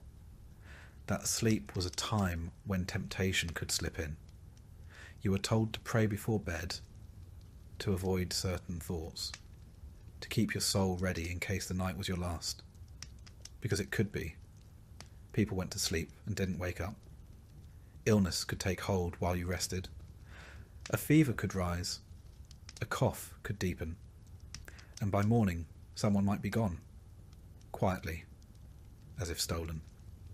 This uncertainty gave every morning a slightly reverent tone. When the light returned, and the rooster cried out, and the coals were stirred back to life, it meant you'd survived again. You sat up slowly. Every joint reminded you of your age, no matter how young you were. The cold bit your nose. You wiped your face. You looked around and counted bodies. Everyone who stirred was accounted for. Everyone who didn't was checked on. And then, once the living were confirmed, the day began. Water was fetched, bread was prepared, animals were fed. The dream you had, if it was important, was shared, and the memory of the night faded, not erased, just softened, folded into the next stretch of time. In winter, sleep came early and stayed late. In summer, it shortened, but the rhythm remained. First sleep, a waking hour. Second sleep, a world without clocks, but not without routine. And for all its discomfort, there was something grounding in that rhythm. Something honest. You didn't aim for comfort. You aimed for endurance. And if you happened to find rest along the way, a moment of warmth, a particularly quiet night, a dream that didn't leave you afraid, that was a gift. One you didn't question. One you didn't expect again too soon. Some years, you're simply hungry. Other years, you're in a famine. It's not the same. Hunger is manageable. It has rules. You stretch food. You ration. You hope. But famine breaks the rules. It's when the fields fail, the root cellar is bare, and there's no more pretending that next week will be better. It's when food becomes an idea more than a substance. In a medieval village, you often saw it coming. It started in the spring. Too much rain, or none. The barley came up patchy. The beans flowered, then browned. The cabbages cracked open too early. The wheat heads stayed stunted, bowed like they were already mourning something. You noticed. Everyone did. At first no one said it, but the looks were exchanged, the calculations made, quietly, internally. How much is left from last year? How much seed can we keep? How much can we afford to eat? The answers were never good. The hardest part was knowing what to do next. Not in winter, but in summer. Because that's when you had to choose between planting the seeds or grinding them into flour, between saving for a harvest that might never come, or feeding your child one more bowl of something warm. And so the portions began to shrink. The stew got thinner. The bread got smaller. The bowls didn't come back empty. They just came back less often. You didn't panic. Not yet. You told yourself this happened once before, or that another village might have extra, or that the manor stores could fill in the gaps. Hope was still on the table, just not much else. By August, it became harder to ignore. By September, it became impossible. You stopped feeding the animals first. Chickens were quiet. The goat's bleating grew hollow. The dog, if you had one, stopped barking and started following you more closely, like it understood it was next. Bread became ritual. One loaf split 5 ways. Everyone chewed slower. No one commented on the crust. Even the smallest crumb was swept up with reverence. The stew was now mostly water. If it had colour, it was from the pot. You boiled weeds. You ground roots. You pulled up things you didn't recognise and hoped they weren't poisonous. Some weren't. You didn't sleep through the night. Not because you were afraid, but because your stomach reminded you, every few hours, that it was still empty. The children asked fewer questions. That's how you knew it was real. They didn't ask when the bread was coming. They didn't ask for honey. They didn't beg for stories. They sat close to the fire and stared. They learned how to wait. And your neighbours? You stopped seeing them outside. The village quieted. No more laughter in the lane. No more arguments about sheep. Just the occasional cough or crack of firewood. Famine didn't make people cruel. It made them silent. Sometimes someone would bring back a rabbit, or a bird, or a handful of acorns that could be soaked and ground. You chewed them even when they still tasted bitter. You smiled anyway. Not because it tasted good, but because it was something. You tried not to resent the manor. Sometimes they gave grain. Sometimes they didn't. The steward came around less. That was good and bad. Good, because he wasn't there to take anything. Bad, because he wasn't there to help either. His silence said more than words ever could. The church did what it could. Bread after mass. Alms for the poorest. But they too were stretched. You prayed more. Not out of faith, but out of repetition. Words are easy when your hands are too tired to do anything else. Some left the village entirely, packed up and wandered to find work or food or God. Some returned. Some didn't. You never asked what happened. You were too tired. The body changes in famine. You feel your ribs first, not from the outside, but from within, like they're too close to your skin. You stand up slower. You bruise easier. You wake up with your hands clenched, like they're still gripping tools you can't afford to use anymore. And the cold hurts more. The fire is your best friend. You spend more time tending it than you ever did cooking on it. You sit close. You sleep facing it. You feed it even as your belly goes empty. Because heat is the one luxury you can still provide. By now you've eaten everything that could be eaten. The roots, the weeds, the dried beans, the stale flour. You've boiled bones 3 times over. You've soaked bark. You've baked famine bread that cracked your tooth. And when the food was gone, you looked to the things that weren't food, but might become food in the right light. Leather, boiled and salted. Not delicious.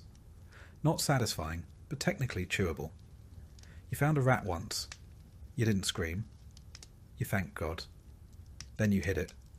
Cooked it alone, told no one. You still feel guilty. But you don't regret it.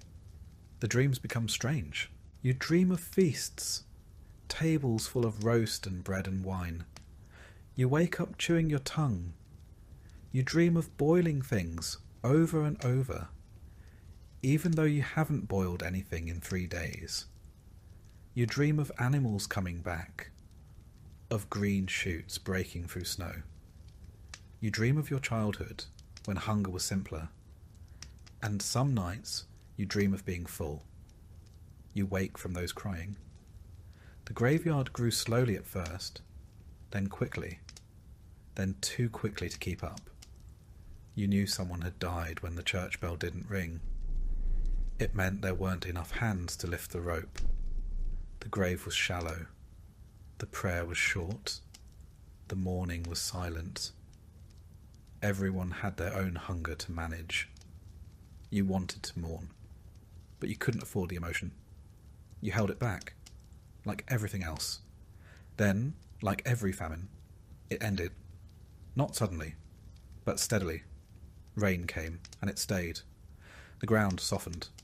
Seeds germinated. Plants reached up, weak but real. You had enough energy to hope again. You saved the first harvest for others. Children first. Elders next. You took the smallest bowl. You smiled as you passed it. And when the first good loaf came out of the oven, cracked on top, dark on the bottom, you stared at it before you ate. You remembered every day you went without, every trick you used, every lie you told to spare someone else. You ate slowly, and this time it filled you.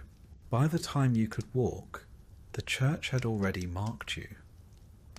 It had taken your name at baptism, blessed your breath with Latin you'd never understand, and stitched your soul into a system that extended far beyond your village. You belonged to the church not because you chose to, but because there wasn't another option. In the quiet corners of your life, those dim early mornings before the fire had caught, those wet nights when the wind howled through the shutters, you felt its presence like gravity. It didn't just exist beside your life. It organised it, judged it, taxed it, forgave it, and defined what came after it. The church wasn't a place you visited. It was the air around you, the road beneath your feet, the rhythm of your year. It was the voice that murmured over your grave, and the one that whispered about it decades before you got there. The village priest, often the only person who could read, was not just your confessor. He was also your calendar, your counsellor, and the nearest thing to an oracle you had. He held the mysteries of the sky and the stories of the saints, and knew why a pig might die or a storm might come. He walked through the village like a man carrying both blessing and threat in his robes. You brought your sins to him in whispers, hoping he wouldn't look disappointed. You tried not to think about what he knew. You saw him at birth, marriage, and death, three of the only guaranteed ceremonies of a peasant's life. And in between, he spoke for a God you feared more than you loved, because love, you were told, required obedience. Latin was the language of the Mass, and it might as well have been a spell. You stood in the church beside your family, feet numb from cold, listening to words that never belonged to you. You didn't know what the priest said as he lifted the bread, but you believed, or tried to, that something invisible had happened. That the bread wasn't bread, that the wine wasn't wine, that the murmuring of words and gestures could move the divine. You didn't speak the words, but they moved through you anyway. You mouthed along where you could. You crossed yourself when the others did. You learned the rhythm of holiness like someone learns the path to a well, without understanding every step, only that you needed it. The church told you when to fast and when to feast. It carved the year into sacred pieces. Lent, Advent, Epiphany, All Saints. You didn't say March or April. You said after Easter or near St. Michael's. It told you what you could eat, when you could eat it, and how guilty you should feel about enjoying it. 40 days without meat before Easter, followed by a feast so rich it made you dizzy. Friday fish, even if you lived nowhere near water. Almond milk for the wealthy. Turnips and cold broth for everyone else. On saint days, you shared what you could. On fast days, you imagined what you couldn't. But even when your bowl was empty, your plate was full of rules. Your calendar wasn't just for prayer, it was also for payment. The church collected 1/10 of your yield, no matter the season. Grain, eggs, wool, chickens, cider. If it came from your field or your body, it had a price. You gave because it was God's portion. That's what you were told. But God didn't collect it. The priest did. Or the steward, with his ledgers and his silent nods.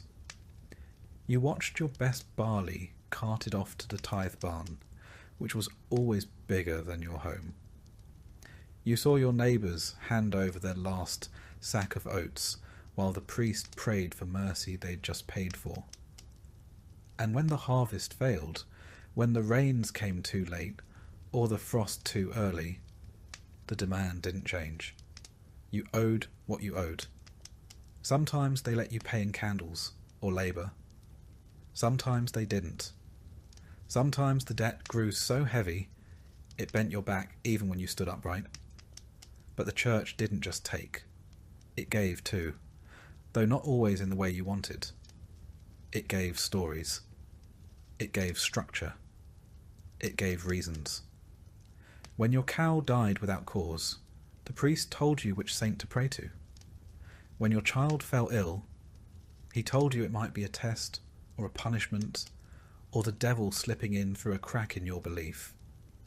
He offered blessings and sacraments, told you to light a candle or visit a shrine. Sometimes he gave you a scrap of relic, an old bone, a tooth, a ribbon soaked in some forgotten martyr's blood. You held it like treasure. Sometimes it worked. Sometimes it didn't. But even when it didn't, it was better than nothing. There were saints for everything. Saint Apollonia for teeth. Saint Isidore for ploughing. Saint Sebastian for plague. You didn't know where they were buried or when they lived. You only knew their names and what they could fix. Their stories were half memory, half magic, told in flickering firelight by people who weren't sure where truth ended and legend began. You called on them when you had nothing else. You whispered their names as you stirred the pot or knelt in the field. You made deals with them, promised bread or fasting, or a pilgrimage if only they'd help you this once. Sometimes they did, or seemed to, and that was enough to ask again. Pilgrimage was a holy journey, but also a way to leave. For a few days, you stepped outside the same 5 miles you'd lived your entire life. You walked roads you didn't know, toward shrines you'd only heard of. You carried your prayers with you, strapped to your back, clutched in your hands. You slept under hedges or in the corners of barns. You arrived footsore and raw, stood before a bone or a statue, and hoped something would shift inside you. Sometimes it did. You returned not healed, but changed, or at least tired enough to believe you had been. Even death was a ritual choreographed by the church. When you felt it near, you sent for the priest. He came with oil and words. He touched your forehead, prayed over your body, tried to ease your soul into what came next. Your family gathered. The candles were lit. The bell might ring if someone had the strength. You were buried on sacred ground, beside others who had walked the same path. And then came the masses. Your family lit more candles, paid for prayers, hoped the priest remembered your name in his chants. Because even in death, there were debts. The church taught that your soul might not go straight to heaven. It might linger in purgatory. a shadowed hallway between suffering and salvation. You could wait there for years, or centuries, or longer, unless someone helped, unless someone prayed, paid, lit enough candles, said your name often enough to pull you through. And so your family paid what they could. The poor gave bread, the rich gave land, all to shorten a stay in a place no one had seen, but everyone feared. Because fear too was part of the church's gift. The church explained the world when no one else could. It told you why the rains failed, why your child didn't wake, why illness took the young and spared the cruel. It told you that suffering had purpose, that obedience had reward. It gave you structure in the middle of chaos, and that structure, even when it burdened you, gave you peace. Not comfort, always, but peace. You never questioned the church's power. Not seriously, not out loud. You might grumble about the tithe or curse when the priest looked the other way, but you never stopped showing up. You didn't stop kneeling. You didn't stop crossing yourself when the bell rang. Because if the church wasn't right, then the world had no shape at all. And a world with no shape was a terrifying thing. Even when the priest drank too much. Even when the bishop demanded too many taxes. Even when the indulgent seller passed through town with a cart full of promises and a purse full of coins. You still believed. Or you acted like you did. Which, in the end, was mostly the same. Because belief was less about what you thought than what you did. You didn't understand the Latin, but you understood the structure. You stayed inside it because it was the only way forward. And when you died, you hoped the bells would ring, and the candles would burn, and your name would be said often enough to matter. You hoped the saints still listened. You hoped your sins had been counted and forgiven in equal measure. You hoped the church, in all its weight and mystery and dust and gold, would carry you the rest of the way.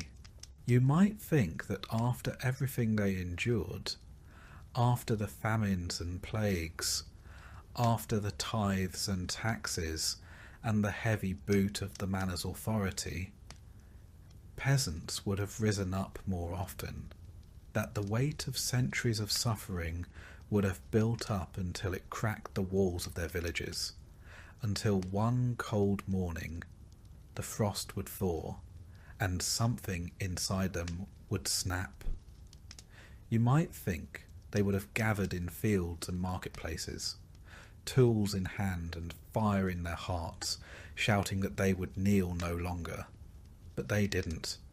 Not often, not for long, and never all at once. There were revolts, yes, the peasants' revolt in England in 1381, the Jacquerie in France a few decades earlier. Small uprisings scattered across Europe like stones thrown into a still pond. Angry voices in places where the lords had taken too much, pushed too hard, taxed one coin too many. Sometimes the spark caught. A tax collector's house burned. A steward run out of town. A banner lifted. But those fires burned fast and were snuffed out even faster. They ended in executions, in gallows built in village squares, in silence heavier than the one that came before. The world didn't change. The grain still had to be sown. To understand why peasants didn't revolt more, you have to stop thinking of them as naive or cowardly. They weren't. They were survivors. Not of single tragedies, but of unbroken hardship, sustained year after year. They lived in a world of low ceilings, where hope was something rationed like grain. They didn't lack courage, they lacked margin. In a life where every day was spent just trying to keep the roof patched and the soup warm, there was no space left for rebellion. You could plan a revolt, or you could dig potatoes. You couldn't do both. The truth was, the system worked. Not because it was at all kind or efficient, but because it was ancient. It had sunk its roots into the habits of generations. It didn't need to be explained. It simply was. You owed labour. You owed grain. You owed the church its tenth and the Lord his harvest. You owed a quiet nod when the reeve passed your door. You were born into that owing, and unless you were exceptionally lucky, you died in it too. But by staying within those bounds, you could survive. Barely, yes, but you could. The cost of stepping outside those rules was too high. The manor had soldiers, the church had excommunication. The king had no idea you existed, but he had laws that still bound you like rope. The penalty for defiance wasn't always death. Sometimes it was worse. Banishment, starvation. Your family left to carry the debt you tried to escape. Everyone had heard a story. A father taken. A mother whipped. A cousin who disappeared after refusing to pay. The stories were passed down not to stir rebellion, but to prevent it. Besides, rebellion often didn't feel like an option, because the people you lived beside were not strangers. They were your kin, your neighbours. You shared fields, tools, fences and prayers. Even if you hated the steward, you might still marry his daughter. Even if you resented the tithe, you still brought bread to Mass. The village wasn't a place you could leave easily, nor was it one you could tear apart without tearing yourself apart in the process. To revolt against the manor was, in some small way, to revolt against the rhythms of your own life. It's easy, centuries later, to imagine the peasant as a figure of eternal submission, head bowed, hat in hand. But this picture misses the complexity of their world. Submission wasn't servitude, it was negotiation. Most peasants did not simply suffer. They adapted, they bartered, they bent. They found cracks in the walls and made homes in the spaces between the rules. A pig kept off the ledger, an extra sack of rye buried in the earth, a bribe given in eggs rather than coin. These were the rebellions they could afford. They were practical people. Their world was not governed by ideology, but by weather. The question was not what is just, but will this feed us through winter? And justice, if it ever came, was a luxury they didn't trust. Lords changed, priests were replaced, rules shifted, but the wind still blew, the soil still needed turning, and children still cried from hunger. You didn't revolt against that. You endured it. The church played its part too, and perhaps more effectively than the sword. It taught that suffering was holy, that endurance was righteous, that the meek would inherit the earth, though it never said when. You were taught that your trials were not punishment, but purification, that your obedience would be rewarded not in this life, but in the next. And if the promise of heaven wasn't enough, the threat of hell filled in the rest. Fire, torment, gnashing of teeth, all waiting for the proud, the rebellious, the ones who said no. And yet, the peasants were not passive. Their resistance was just quieter. They gossiped about the steward. They sang rude songs about the Lord's habits. They laughed when the priest stumbled on a sermon. They told stories at night of better days and better men. They found dignity in the smallest acts, a shared crust, a well-timed silence, a field tended just a little differently than the rule book said. Their rebellion was in the way they survived, despite it all. Not because they accepted the system, but because they made it bend just enough to let them breathe. Sometimes, of course, things changed. A lord died, and his son was kinder. A new bishop forgave debts. A terrible storm reminded the powerful that even they were mortal. But those changes came from above.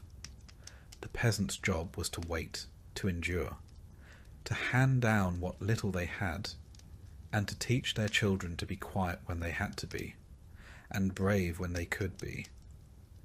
And there were dreams. Of course there were. You might not have called it revolution, but you thought about a different life. You dreamed of a day when your child wouldn't have to carry the same burdens, when no one would knock on your door with a list of dues, when your back wouldn't ache before 30, when you could sleep without worrying about wolves or soldiers or winter. Those dreams kept you going, but they lived beside reality. You didn't expect them to come true. You just needed them to stay alive. What's perhaps most astonishing is not that peasants revolted so rarely, but that they managed to keep their culture, their faith, their families intact despite the weight of the system pressing down on them. They kept songs alive that no one wrote down. They passed stories from one hearth to the next. They remembered which plants healed and which ones didn't. They taught one another how to pray, how to birth children, how to bury the dead. They created a continuity that outlasted kings and crusades. And they did it not with banners or battles, but with persistence. Persistence was their rebellion. When the manor demanded too much, they survived anyway. When the church taxed their sins, they still lit candles. When the world turned against them, they huddled close and waited for spring. The fields may have belonged to someone else, but the soil still remembered their hands. Revolution didn't live in them the way it would in later centuries, in the speeches of radicals or the slogans of crowds. But there was a different kind of strength in the way they endured. To live a life of hardship without letting it harden you completely was its own kind of defiance. To kneel, not because you were weak, but because you knew you could rise again tomorrow. That, too, was a form of resistance. And so they endured, quietly, without monuments or songs written in their names. They endured in the rhythm of the plough, in the smoke rising from cottages at dusk, in the lullabies sung beside dying fires. They endured in stories whispered to children who would grow up and tell them again. History often forgets them, or folds them into a footnote beneath kings and conquests. But the peasants were the thread that held the tapestry together. Without them, there would have been no harvests, no cathedrals, no armies to march under banners. They built the world even as they were kept from owning it. They may not have overturned their lords, but they outlasted them. And maybe that is revolution enough.